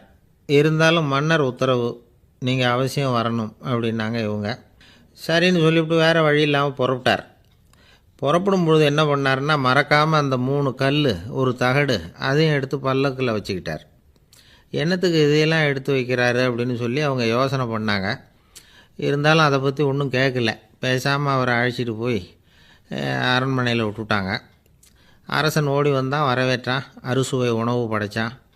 அவர் படுக்கிறதுக்கு தங்க கட்டில், பட்டு மெத்தை, இப்படி எல்லாம் ஏற்பாடு பண்ணி வச்சான். இங்கே படுத்து ஓய்வு எடுத்துங்க அப்படின்னு சொல்லிவிட்டு அவன் பாட்டு போயிட்டான். மறுநாள் காலையில் பார்க்குறான், சாது படுத்துருக்கிறார். எப்படி தெரியுமா, அந்த பட்டு மெத்தை மேலே 3 கல்லையும் வச்சு வழக்கம் போலவே அது மேலே படுத்துருக்கிறார். அதுக்கு மேலே தகடு. அரசன் பார்த்துட்டு அதிர்ச்சி ஆகிட்டான். என்ன சுவாமி இப்படி அப்படின்னா. சாது சொன்னார், எனக்கு தேவையும் இல்லை குறையும் இல்லை, எல்லா இடத்துலையும் எனக்கு ஒரே மகிழ்ச்சி தான் அப்படின்னார். மகிழ்ச்சிங்கிறது தங்க கட்டிலேயோ பட்டு மெத்தையிலையோ இல்லை, அது மனசில் இருக்கிற ஒரு விஷயம். உண்மையான மகிழ்ச்சிக்கு வழி மனப்பக்குவம் அப்படிங்கிறது அந்த அரசனுக்கு புரிஞ்சுதான். இந்த காலத்தில் ஒரு சாமியார், அவரை தேடி ஒரு சீடன் வந்தான். என்னாச்சு தெரியுமா, சுவாமி எனக்கு நிம்மதி வேணும், அதுக்கு என்ன வழின்னு கேட்டான். சாமியார் நிமிர்ந்து பார்த்தார். அப்புறம் சொன்னார், நீ ஏகப்பட்ட பேர்கிட்ட கடன் வாங்கியிருக்கிற, அதையெல்லாம் திருப்பி கொடுத்தா தான் உனக்கு நிம்மதி கிடைக்கும்னார். இவனுக்கு ஆச்சரியம். அது எப்படி சாமி, அவ்வளவு கரெக்டாக நான் கடன் வாங்கினதை கண்டுபிடிச்சிங்க அப்படின்னா. உனக்கு கடன் கொடுத்து சாமியாராக போனதே நான் தான்ப்பா, அதனால தான் இந்த கதிக்கு வந்தேன். என்கிட்டயே நிம்மதிக்கு வழி கேட்குறிய, அதுதான்டா வேதனை அப்படின்னாராம் அவர். ஒரு ஊரில் ஒரு ஆள் இருந்தான். அவனுக்கு ஒரே ஒரு மகள். அவளை நல்ல இடத்துல கட்டி கொடுக்கணும்னு ஆசைப்பட்டான். அதுக்காக மாப்பிள்ளை தேடிகிட்டு இருந்தான். அவன் கொஞ்சம் வசதியான ஆள், அதனால் நிறைய பேர் வந்தாங்க. இருந்தாலும் ஒரு நல்ல குணமுள்ள மாப்பிள்ளையாக இருக்கணும் அவன் எதிர்பார்த்தான். அப்படி இருக்கணும்னு தொடர்ந்து முயற்சி பண்ணான். கடைசியாக ஒரு 3 பேர் கிடைச்சாங்க. அந்த 3 பேரில் யாரை தேர்ந்தெடுக்கிறது, இதுதான் அவனுக்கு வந்த குழப்பம். இந்த நிலைமையில் ஒரு பெரியவரை தேடி போனான். அவர்கிட்ட தன்னுடைய பிரச்சனையை சொன்னான். அவர் கொஞ்சம் யோசனை பண்ணார். அதுக்கப்புறம் 3 பேரையும் கூப்பிட்டார். இதை பாருங்கப்பா, உங்கள் 3 பேருக்கும் 3 மாத கால அவகாசம் தர்றேன். நீங்கள் இப்போ போகலாம். 3 மாதம் கழித்து திரும்பி வரலாம். அப்படி வரும்பொழுது இந்த 3 மாத காலத்தில் நீங்கள் செஞ்ச நல்ல காரியம் ஏதாவது ஒன்று சொல்லணும். அதை வச்சு உங்களில் ஒருத்தரை நாங்கள் தேர்ந்தெடுத்துக்கிறோம் அப்படின்னு சொன்னாராம். 3 பேரும் சரின்னு சொல்லிவிட்டு திரும்பி போயிட்டாங்க. 3 மாதம் ஆச்சு. அதுக்கப்புறம் ஒரு நாள் திரும்பி வந்தாங்க. அவர் அவங்கள கூப்பிட்டு உட்கார வச்சார். அப்புறம் கேட்டார், இப்போ சொல்லுங்கள், இந்த 3 மாத காலத்தில் நீங்கள் செஞ்சுருக்கிற ஏதாவது ஒரு நல்ல காரியத்தை சொல்லுங்க அப்படின்னார். முதல்ல ஒருத்தன் எழுந்திரிச்சு நின்னான். ஐயா, எங்கள் அப்பா இறந்த பிறகு அவரோட கணக்கு வழக்குகளை எடுத்து பார்த்துக்கிட்டு இருந்தேன். அவர் ஒரு வியாபாரிகிட்ட 10,000 ரூபா கடன் வாங்கியிருக்கிறதாக எழுதியிருந்தார். அந்த வியாபாரியும் இப்போ உயிரோடு இல்லை. இருந்தாலும் அந்த வியாபாரியோட மகனை தேடி கண்டுபிடிச்சேன். கணக்கு புத்தகத்தை காட்டினேன். எங்கள் அப்பா உங்கள் அப்பா கிட்ட 10,000 ரூபா கடன் வாங்கியிருக்கிறதாக இதை எழுதியிருக்கிறார். அதனால் அதை திருப்பி கொடுக்கறதுக்காக வந்திருக்கிறேன். இந்தாங்க அந்த பணம் அப்படின்னு சொல்லி கொடுத்துட்டு வந்துட்டேன் அப்படின்னு நானும். இதை பெரியவர் கவனமாக கேட்டுக்கிட்டார். அதுக்கப்புறம் 2வது இளைஞன் எழுந்திரிச்சான். ஐயா, நான் போன மாதம் ஒரு நாள் ராத்திரி வேளையில் ஒரு காட்டுப்பாதை வழியாக எங்கள் ஊருக்கு போய்கிட்டு இருந்தேன். அந்த சமயத்தில் அந்த வழியாக வந்துக்கிட்டு இருந்த ஒரு வழிப்போக்கர்கிட்ட 4-5 திருடர்கள் வம்பு வளர்த்து அவர்கிட்ட இருந்த பொருளையெல்லாம் கொள்ளையடிச்சிக்கிட்டு இருந்தாங்க. நான் உடனே ஒரு குச்சியை எடுத்துகிட்டு ஓடினேன். அந்த திருடர்களை அடித்து விரட்டினேன். பொருளையெல்லாம் மீட்டு அந்த வழிப்போக்கர்கிட்ட ஒப்படைச்சேன். அவரை பத்திரமா அழைச்சிட்டு போய் அவர் வீட்டில் விட்டுட்டு வந்தேன் அப்படின்னு நானும். இதையும் பெரியவர் கவனமாக கேட்டுக்கிட்டார். அடுத்தபடியாக 3வது இளைஞன் எழுந்திரிச்சான். ஐயா, போன மாதம் ஒரு நாள் நான் ஒரு மலைப்பாதை வழியாக போய்கிட்டு இருந்தேன். மலைப்பாதை விளிம்பில் ஒரு மதகு கட்டை, அது மேலே ஒரு ஆள் படுத்து தூங்கிட்டு இருந்தான். அந்த பக்கம் தவறி உருண்டு விழுந்திருந்தான்னா அதில் பாதாளம். அது மலையடி வாரத்தில் போய் தான் விழணும். அவ்வளவு பள்ளம். அது தெரியாமல் அவன் பாட்டுக்கு தூங்கிட்டு இருந்தான். நான் உடனே அவன்கிட்ட ஓடி போய் குனிஞ்சு அவன் முகத்தை பார்த்தேன். அப்போ தான் புரிஞ்சுது, அவன் ஏற்கனவே எனக்கு தெரியும். அவனை எனக்கு நிறைய கெடுதல் பண்ணியிருக்கிறான், இடைஞ்சல் கொடுத்தவன். இருந்தாலும் ஐயோ பாவம்னு நினச்சி அவனை எழுப்பி பாதுகாப்பாக வேற ஒரு இடத்துல படுக்க வச்சுட்டு வந்தேன் அப்படின்னு நானும். பெரியவர் இதையும் கேட்டுக்கிட்டார். அதுக்கப்புறம் அவங்க 3 பேரையும் பார்த்து, நீங்கள் போகலாம், நாங்கள் யோசித்து முடிவு பண்ணி உங்களுக்கு சொல்லி அனுப்புகிறோம் அப்படின்னாராம். அந்த இளைஞர்கள் புறப்பட்டு போயிட்டாங்க. அதுக்கப்புறம் அந்த பெண்ணோட அப்பாவை பார்த்து சொன்னார், இந்த 3 பேருமே நல்ல பிள்ளைங்க தான், அதில் ஒன்றும் சந்தேகம் இல்லை. இருந்தாலும் இந்த 3 பேர் செஞ்ச செயல்களையும் ஒப்பிட்டு பார்க்க வேண்டியிருக்கு. முதல் இளைஞன் நேர்மைக்கு எடுத்துக்காட்டாக விளங்குறான். இந்த காலத்தில் இது மாதிரி இளைஞர்களை பார்க்குறது ரொம்ப கஷ்டம்தான். இருந்தாலும் அவன் கடமையை தான் செஞ்சான். 2வது இளைஞன் நல்ல வீரன், தைரியசாலி. ஒரு வீரன் எதை செய்யணுமோ அதைத்தான் இவன் செஞ்சான். இவன் ஒரு லட்சிய மனிதன். 3வது இளைஞன் தன்னுடைய பகைவனுக்கே உதவி செஞ்சுருக்கான். அவன் உயிரை காப்பாற்றியிருக்கிறான். பகைவனுக்கு அருள்வதுங்கிறது ஒரு சாதாரண மனுஷனால் செய்யக்கூடிய காரியம் இல்லை. பகையை மறக்கிறதும் பகைவனுக்கு அருள்வதும் தெய்வீக பண்புகள். அதனால் இவனையே உன்னுடைய மகளுக்கு ஏற்ற மாப்பிள்ளையாக தேர்ந்தெடுக்கலாம் அப்படின்னு சொன்னாங்களாம். ஒரு நல்ல நாளில் அவங்களுக்கு திருமணம் நல்ல விதமாக நடந்து முடிஞ்சுதான். இது சுவாமி சின்மயானந்தர் சொல்லியிருக்கிற ஒரு கதை. இதிலேருந்து நாம் புரிந்து கொள்ள வேண்டிய ஒரு கருத்து, நமக்கு கெடுதல் பண்ணவங்களுக்கும் நாம் நல்லது செய்யணும். ஆனால் நடைமுறையில் அப்படி நம்மளால் செய்ய முடியறதில்ல. அதுதான் சிக்கல். நம்மால் ஒருத்தங்கிட்ட கேட்டேன், ஏண்டா உன்னுடைய பகைவன் ஒருத்தன் அது மாதிரி ஒரு மலைப்பாதை மதகு கட்டையில் படுத்திருந்தா உடனே நீ என்ன நினைப்ப அப்படின்னு கேட்டோம். இது ஒரு அருமையான சந்தர்ப்பம்னு நினைப்பேன் அப்படின்னா. எதுக்குன்னு கேட்டோம். அவனை அந்த பக்கமாக உருட்டி கீழே தள்ளுறதுக்கு அப்படின்னா. ஒரு ஊரில் ஒரு ஞானி இருக்கிறார். ரொம்ப பெரிய ஞானி. ரொம்ப வயசாகிட்டுது. கடைசி காலத்தில் அவர்கிட்ட சில பேர் வந்தாங்க. உங்கள் குரு யார் அப்படின்னு கேட்டாங்க. அவர் நிமிர்ந்து பார்த்தார். எனக்கு ஆயிரக்கணக்கான குருமார்கள் உண்டு. அவங்க பேரெல்லாம் சொல்லணும்னா இந்த காலம் பத்தாது. ஆனால் முக்கியமான ஒரு 3 பேரை பற்றி மட்டும் உங்களுக்கு சொல்கிறேன் அப்படின்னாராம். அப்புறம் சொன்னார், அந்த 3 பேரில் ஒருத்தன் ஒரு திருடன். ஒரு சமயம் ஒரு பாலைவனம் வழியாக நான் போய்கிட்டு இருந்தேன். அப்போது வழி தவறி போய் ஒரு கிராமத்துக்கு போயிட்டேன். அது இருட்டு நேரம், நடுராத்திரி, ஊரே உறங்கி போச்சு. அந்த நேரத்தில் ஒரு ஆள் மட்டும் ஒரு வீட்டு சுவத்தில் ஏதோ பண்ணி உள்ளே நுழையிறதுக்கு முயற்சி பண்ணிகிட்ருக்கிறான். அவங்கிட்ட போய் நான் இன்றைக்கி இங்கே எங்கே தங்க முடியும் அப்படின்னு கேட்டேன். அதுக்கு அவன், இந்த ராத்திரி வேளையில் அது ரொம்ப சிரமம், ஒரு திருடனோட உங்களால் தங்க முடியும்னா நீங்கள் என்னோட தங்கலாம் அப்படின்னா. நான் அவங்க கூட 1 மாதம் தங்கியிருந்தேன். ஒவ்வொரு நாள் ராத்திரியும் இப்போ நான் என்னுடைய வேலைக்கு போகிறேன், நீங்கள் ஓய்வு எடுத்துக்கோங்க அப்படின்னு சொல்லிவிட்டு போவான். அவன் திரும்பி வந்த உடனே உனக்கு ஏதாவது கிடச்சிதான்னு நான் கேட்பேன். அதுக்கு அவன் இன்னைக்கு ராத்திரி ஒன்றும் இல்லை, நாளைக்கு மறுபடியும் முயற்சி பண்ணுவேன் அப்படின்பா. எப்பவும் அவன் நம்பிக்கை இழந்ததே கிடையாது, எப்பவும் சந்தோஷமாகவே இருப்பான். நானும் ரொம்ப காலமாக தியானம் பண்ணிக்கிட்டே இருந்தேன், ஒன்றுமே நடக்கலை. ஆனால் நான் என்ன பண்ணேன் தெரியுமா, மனசு வருத்தப்படும், நம்பிக்கை இழந்துருவேன். அப்போல்லாம் அந்த திருடனுடைய விடாமுயற்சி தான் ஞாபகத்துக்கு வரும். அதனால் அந்த திருடன் எனக்கு ஒரு குரு. என்னுடைய 2வது குரு யாருன்னா அது ஒரு நாய். இது எப்படின்னா, ஒரு சமயம் எனக்கு ரொம்ப தாகமாக இருந்தது. ஒரு நதியை நோக்கி போய்கிட்டு இருந்தேன். அப்போ ஒரு நாயும் வந்தது, அதுக்கும் தாகம். ஓடி வந்து ஆற்றை பார்த்துது. அதோட நிழல் வந்து ஆற்றுல தெரிஞ்சுது. அதை பார்த்ததும் பயந்துட்டுது. அது அதாவது அது தன்னுடைய சொந்த உருவத்தையே கண்டு பயந்தது. அதை பார்த்து குறைக்குது, திரும்பி ஓடிச்சு. ஆனால் அதுக்கு தாகம் அதிகமாக இருந்ததுனால அது மறுபடியும் திரும்பி வந்தது. பார்த்தா மறுபடியும் தண்ணியில் நாயோட உருவம் தெரியுது. இப்படி சில தடவை பண்ணிச்சு. இருந்தாலும் கடைசியில் தண்ணியில் குதிச்சுட்டுது துணிஞ்சி. இப்படி குதித்த உடனே அதோட உருவமும் மறைஞ்சுட்டுது. இதை பார்த்தேன். நான் என்ன புரிஞ்சுக்கிட்டேன்னா, எவ்வளவு தான் பயம் இருந்தால் கூட ஒருத்தன் தைரியமாக காரியத்தில் இறங்கணும் அப்படிங்கிறத புரிஞ்சுக்கிட்டேன். இந்த போதனை அந்த நாய்கிட்ட இருந்து எனக்கு கிடைச்சிது. இது ஒன்று. அடுத்தது என்னுடைய 3வது குரு யாருன்னா அது ஒரு சின்ன குழந்தை. நான் ஒரு சமயம் ஒரு நகரத்துக்கு போனேன். அங்கே ஒரு குழந்தை எரிகிற மெழுகுவத்தி ஒன்று எடுத்துக்கிட்டு வந்தது. நான் அந்த குழந்தைய பார்த்து வேடிக்கையாக கேட்டேன், ஏன் பாப்பா இந்த மெழுகுவத்தியை நீயாவே கொளுத்துனியா அப்படின்னு கேட்டேன். ஆமான்னுது அந்த குழந்தை. சரி, இந்த மெழுகுவத்தி முன்னாடி எரியாமல் இருந்தது, இப்போ எரியுது. இந்த மெழுகுவத்திக்கு வெளிச்சம் எங்கேருந்து வந்தது, அதை எனக்கு காட்ட முடியுமா அப்படின்னு கேட்டேன் அந்த குழந்தைகிட்ட. இதுக்கு அந்த குழந்தை சிரிச்சுக்கிட்டு அந்த மெழுகுவத்தியை ஊதி அணைச்சுட்டுது. அதுக்கப்புறம் என்னை பார்த்து கேட்டுது, இப்போ இந்த மெழுகுவத்தியின் வெளிச்சம் போனதை பார்த்தீங்க இல்லையா, அது எங்கே போச்சுன்னு எனக்கு சொல்லுங்க அப்படின்னுது. அந்த குழந்தை இப்படி கேட்டதும் என்கிட்ட இருந்த ஆணவம் அழிஞ்சுட்டுது. நான் படித்ததெல்லாம் அந்த வினாடியில் சுக்கு நூறாக போயிட்டுது. என்னுடைய முட்டாள்தனத்தை நான் உணர்ந்தேன் அப்படின்னு இவ்வளவும் அந்த ஞானி விவரமாக சொன்னாராம். அதனால் நாம் இன்னார்கிட்டே இருந்து தான் இதை கற்றுக்கணுங்கிறது இல்லை, யாருக்கிட்டே இருந்தும் எதையும் கற்றுக்கலாம்.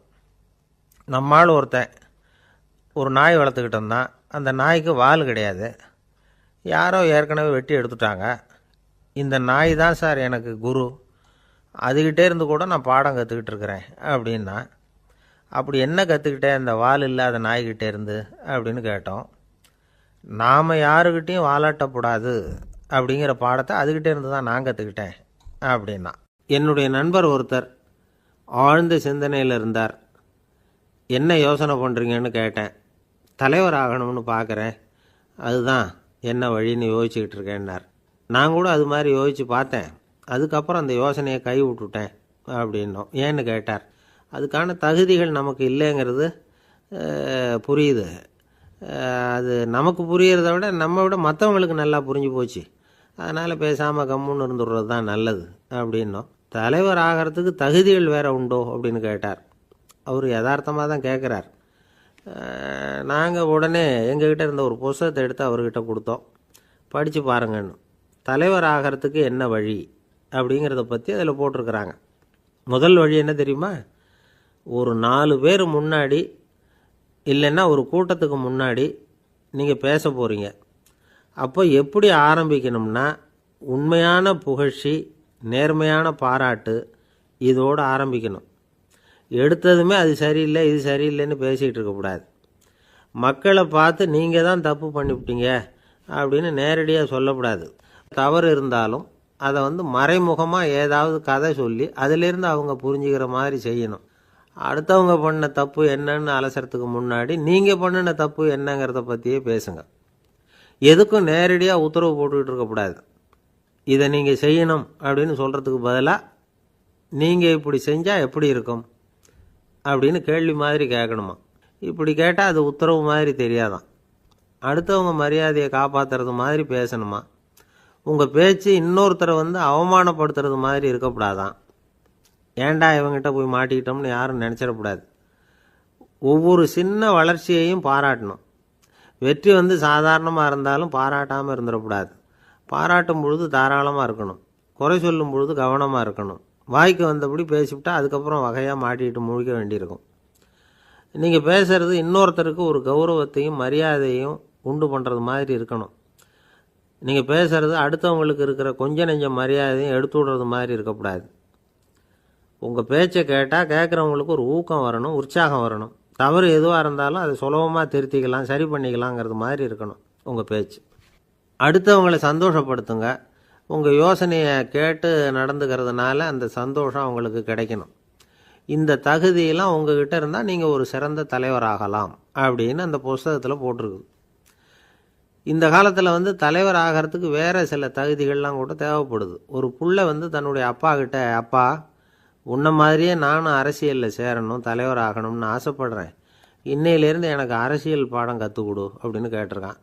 அவரும் சரின்னு சொல்லிவிட்டு ஒரு பெரிய ஏணியை எடுத்துகிட்டு வந்தாராம். ஒரு செவுத்தில் சாத்தினார். இந்த ஏணியில் ஏறி உயர போய் அங்கே பரன் மேலே இருக்கிற ஒரு புத்தகத்தை எடுத்துகிட்டு வாடான்னு இருக்கார். மகனை பார்த்து, அப்பா ஏணி ரொம்ப உயரமாக இருக்குது, நீ ஜாக்கிரதையாக இதை பிடிச்சிக்கோ, நான் ஏறி போகிறேன் அப்படின்னு நான் பையன். பயப்படாத, நான் பார்த்துக்கிறேன்னார் அப்பா.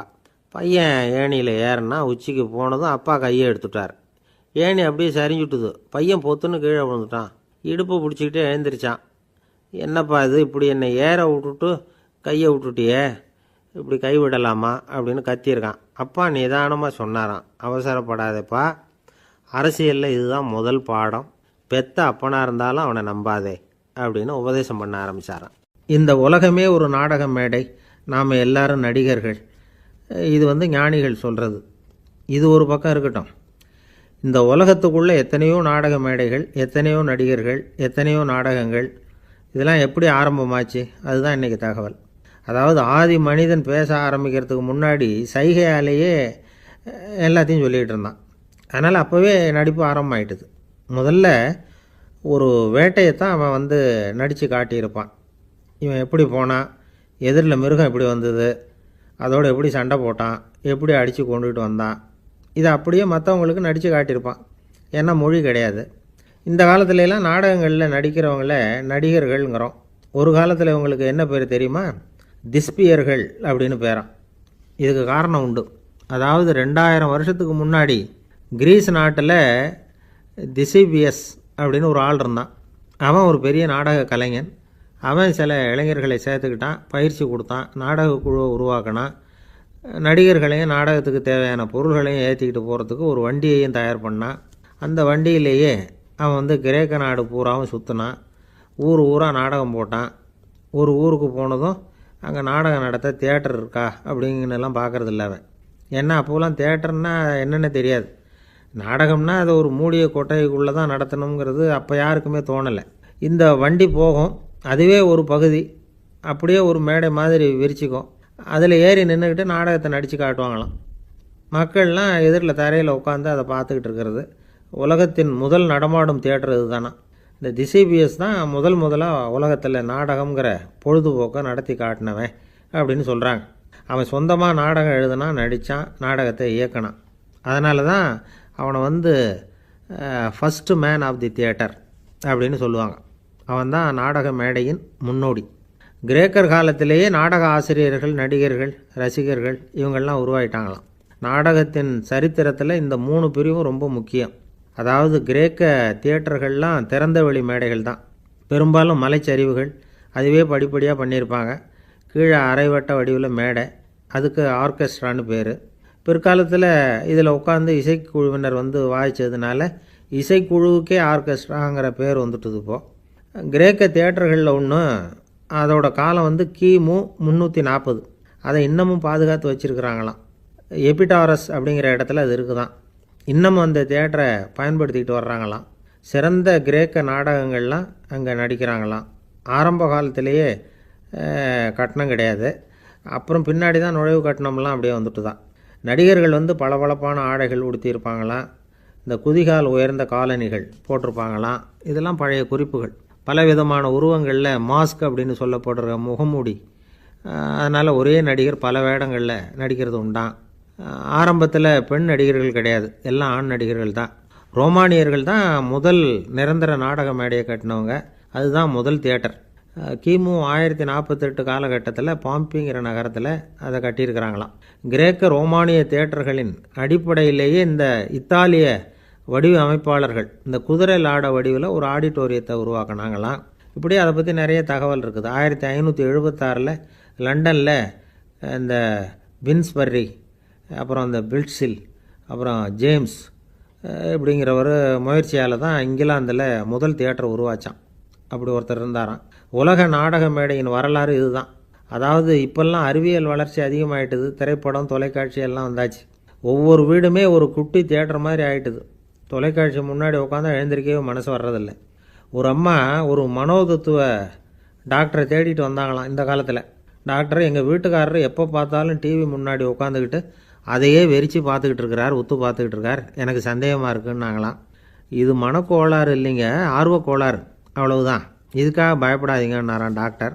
அப்படி இல்லை டாக்டர், டிவி ஓடும் பொழுது நாம் எல்லாம் அதை பார்க்குறோம் சரி, ஆனால் அவர் அப்படி இல்லை, டிவியை நிறுத்தினதுக்கு அப்புறமும் அதையே உத்து பார்த்துட்டு உட்காந்துருக்கிறார், அதனால தான் சந்தேகப்பட்டு உங்ககிட்ட வந்தேன் அப்படின்னாங்களாம். அந்த ஆள் என்னை கண்ணா பண்ணான்னு திட்டிவிட்டான் சார், அதை நினச்சா எனக்கு ரொம்ப வருத்தமாக இருக்குது அப்படின்னு சொல்லி கவலைப்பட்டார் ஒருத்தர். இதில் கவலைப்படுறதுக்கு என்ன இருக்குது அப்படின்னார் ஒரு பெரியவர். அவர் ஒரு மகான். என்ன சார் இப்படி சொல்கிறீங்க, ஒருத்தர் நம்ம பார்த்து திட்டுனா வருத்தமாக இருக்காதா அப்படின்னார். அது எப்படி வருத்தமாக இருக்கும், திட்டுறதுங்கிறது என்ன, அது வெறும் சத்தம் தானே அப்படின்னார் அந்த பெரியவர். நம்ம ஆளுக்கு தலையை பிச்சுக்கலாம் போல் இருந்தது. இருக்காத பின்ன, நமக்கே அப்படி தானே தோணுது. அந்த பெரியவர் சொல்கிறது ரொம்ப பெரிய விஷயம். அதை நாம் புரிஞ்சிக்க முயற்சி பண்ணலாம்னா நடைமுறை வாழ்க்கைக்கு அது ஒத்து வர்றது மாதிரி தெரிய மாட்டேங்குது. இருந்தாலும் அந்த பெரியவர் அதுக்கு என்ன தான் விளக்கம் கொடுக்குறாருன்னு பார்ப்போமே. ஒரு ரயில் போயிட்டுருக்கு, அதில் ஒரு சாது போயிட்டுருக்கார்.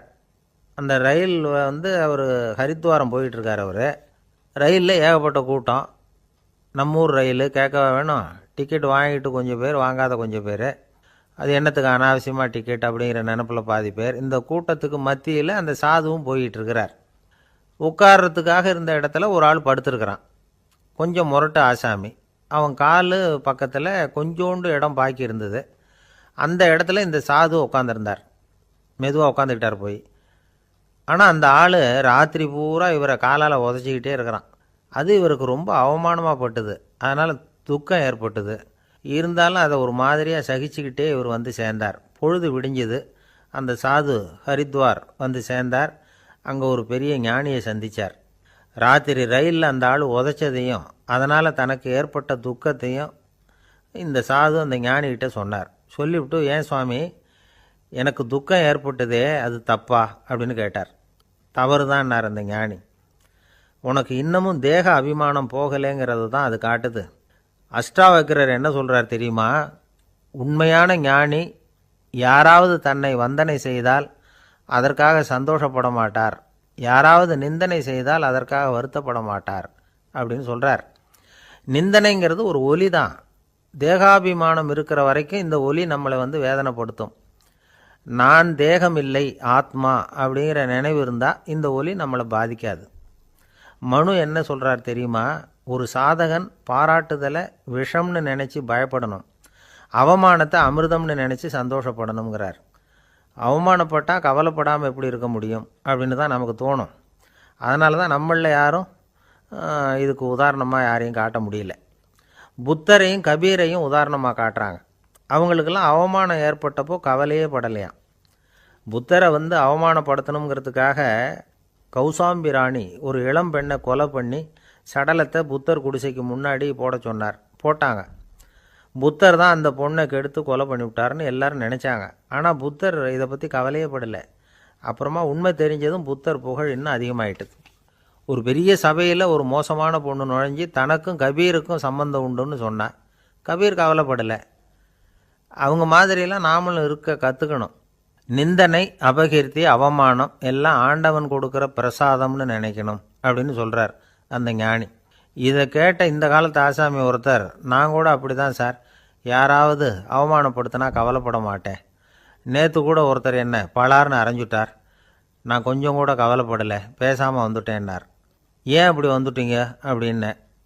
அவர் அரைஞ்சதுலேயும் ஒரு அர்த்தம் இருந்தது, அதனால தான் அப்படி வந்துட்டேன்னார். ஏன் அரைஞ்சாருன்னு கேட்டேன். 10 வருஷத்துக்கு முன்னாடி 15 ரூபா அவர்கிட்ட கடன் வாங்கினேன். அதை கேட்டு கேட்டு பார்த்துட்டு கடைசியாக தான் அரைஞ்சார் அப்படின்னார். ஆண்டவனுடைய பிரசாதம் இவருக்கு அடிக்கடி கிடைக்கும் போல இருக்கு. ஒருத்தர் மனசில் நிம்மதி இல்லாமல் உட்காந்துருந்தார். என்ன சார் விஷயம் அப்படின்னு விசாரித்தேன். அகலக்கால் வச்சுட்டேன், அதுதான் அவதிப்படுறேன்னார். விவரமாக சொல்லுங்கன்னு. வீடு கட்டணும்னு ஆரம்பித்தேன், வேலை பாதியிலேயே நிற்கிது, கையில் பணம் இல்லை அப்படின்னார். இது மாதிரி ஆசாமிகள் பல பேரை நீங்கள் பார்த்துருக்கலாம். இவங்கெல்லாம் சுலபமாக மன அழுத்தத்துக்கு ஆளாயிடுறாங்க. மன உளைச்சல், அதாவது ஸ்ட்ரெஸ் அப்படின்னு சொல்கிறோமே, அதுக்கு அடிப்படையான சில காரணங்கள் உண்டு. அதாவது மிகையாக திட்டமிடுதல் அப்படிங்கிறதும் ஒரு முக்கியமான காரணம். நடைமுறை சாத்தியம் என்னங்கிறத மனசில் வச்சுக்கிட்டு எந்த திட்டத்தையும் தீட்டணும், அப்போ தான் அது சரியாக வரும். ரெண்டாவது காரணம் என்ன தெரியுமா? ஒரே நேரத்தில் பல்வேறு செயல்களில் ஈடுபடுறது. தொலைபேசியில் பேசிக்கிட்டே கையில் இருக்கிற கடிதத்தை படிச்சுக்கிட்டே எதிரில் உட்காந்துக்கிட்டு இருக்கிறவருக்கும் அப்பப்போ பதில் சொல்லிக்கிட்டு மனசில் பல்வேறு சிந்தனைகளை அப்படியே ஓட விட்டுக்கிட்டு இருக்கிறது, இதுவும் மன அழுத்தத்தை உண்டாக்குது. மூணாவது காரணம், எதிலேயும் வெற்றி மட்டும் எதிர்பார்க்குற ஒருதலைப்பட்சமான ஆர்வம். நாம் தொட்டதெல்லாம் வெற்றியாகவே முடியணும் அப்படின்னு எதிர்பார்க்குறவங்க ஏதாவது ஒன்றில் தோல்வியை கண்டால் தோண்டு போயிடுறாங்க. எப்படியும் முடியலாம்ங்கிற எண்ணம் ஏற்கனவே நமக்குள்ளே இருந்துட்டுதுன்னா அந்த அவஸ்தை வராது. அதனால் அதுவும் நம்ம வளர்த்து கொள்ள வேண்டிய ஒரு குணம். மன உளைச்சல் ஏற்படுறதுக்கு இன்னொரு காரணம், எதையும் வேகமாக செஞ்சுடணும் அப்படிங்கிற துடிப்பு. அந்த துடிப்பே மனசை அழுத்த ஆரம்பிச்சிடும். எந்த ஒரு காரியத்திலையும் தாமதமோ இடையூறோ ஏற்பட்டால் அதை பொறுத்துக்கிற மனப்போக்கம் வேணும். அது இல்லாதவங்க அழுத்தத்துக்கு ஆளாயிடுறாங்க. சில பேர் வேலைன்னு எந்த நேரம் பார்த்தாலும் வேலையே கதின்னு கிடப்பாங்க. பொழுதுபோக்குக்கோ உடற்பயிற்சிக்கோ குடும்பத்தில் உள்ளவங்க அல்லது நண்பர்கள் கூட கலந்துரையாடவோ கொஞ்சம் கூட நேரம் ஒதுக்க மாட்டாங்க. இந்த சுபாவம் மன அழுத்தத்தை உண்டு பண்ணும். இதையெல்லாம் புரிஞ்சுக்கிட்டு அதிலிருந்து விடுபடுறது எப்படின்னு யோசிக்கணும். வல்லுநர்கள் இது தொடர்பாக சில யோசனைகளை சொல்லி வச்சிருக்கிறாங்க. அது என்னன்னா, வாழ்க்கைங்கிறது பிரச்சனைகளால் பின்னப்பட்ட ஒன்று. அது எப்போவுமே முடிவடையாத ஒரு தொடர்கதை அப்படிங்கிறத முதல்ல நாம் புரிஞ்சுக்கணும். ஒரே நேரத்தில் ஒரு காரியத்தில் மட்டுமே நாம் கவனம் செலுத்தணும். அடுத்தவங்க காரியத்தில் தலையிடக்கூடாது. எதையும் பேச ஆரம்பிக்கிறதுக்கு முன்னாடி நம்மை நாமே கேட்டுக்க வேண்டிய கேள்வி 2. 1, நான் சொல்ல போகிறது ரொம்ப முக்கியமானதா? 2வது, நான் சொல்கிறத அவங்க கேட்குறதுக்கு ஆசைப்படுறாங்களா? நான் பேசுகிறதுக்கு அது சரியான நேரம் தானா? இதை யோசித்து பார்த்ததுக்கப்புறம் எதையும் பேச ஆரம்பிக்கணும். முடிஞ்ச அளவுக்கு வளைந்து போகிற சுபாவத்தை வளர்த்துக்கணும். நம்ம நேரம் விலை மதிப்பு இல்லாதது, அதை வீணாக்கக்கூடாது. சிரிக்க தெரியலனாலும் பரவாயில்ல, முகத்தில் கொஞ்சம் புன்முறுவலாவது காட்டணும். இதெல்லாம் ரொம்ப முக்கியம். அடுத்தவங்க ஏதாவது செஞ்சால் உடனே நன்றி சொல்ல மறக்கக்கூடாது. தினமும் கொஞ்சம் நேரத்தை தனிமையில் செலவு பண்ணணும். மன உளைச்சலிருந்து விடுபடுறதுக்கு 3 முக்கிய வழிகள் சொல்கிறாங்க. அதை சுருக்கமாக ரெட் அப்படின்னு சொல்கிறாங்க. RED ஆங்கில எழுத்தில். அந்த முதல் எழுத்து R, அது என்னென்னா ரிலாக்ஸேஷன், அதாவது இடை ஓய்வு. 2வது E எக்ஸர்சைஸ், உடற்பயிற்சி. 3வது டயட், திட்டமிட்ட உணவு முறை. அதனால் தியானம், மூச்சு பயிற்சி இதெல்லாம் இந்த இடை ஓய்வுக்கு வழிகள். எந்த வேலையையும் தொடர்ந்து செய்யக்கூடாது. எல்லார்கிட்டையும் கலகலப்பாக பழகணும். மாதத்துக்கு ஒரு நாளாவது குடும்பத்தோடு வெளியில் போயிட்டு வரணும். சுலபமான உடற்பயிற்சிகளை செய்யலாம். உடற்பயிற்சிங்கிறது நமக்காக நாம் செய்கிற ஒரு நீண்டகால முதலீடு அப்படின்னு சொல்லுவாங்க. அதாவது லாங் டேர்ம் இன்வெஸ்ட்மெண்ட்டாக. அளவோடு சாப்பிட்ணும், மெதுவாக சாப்பிட்ணும். இதெல்லாம் கொஞ்சம் மனசில் வச்சுக்கிட்டு நடந்துக்கிட்டால் மகிழ்ச்சியாக வாழலாம். சில பேர் சாப்பாட்டு விஷயத்தில் ரொம்ப அக்கறை எடுத்துக்கிறது உண்டு. ஒரு குண்டு ஆசாமி சாப்பிட உட்காந்தார். முதல்ல ஒரு மாத்திரை சாப்பிட்டார். எதுக்குன்னு கேட்டோம்.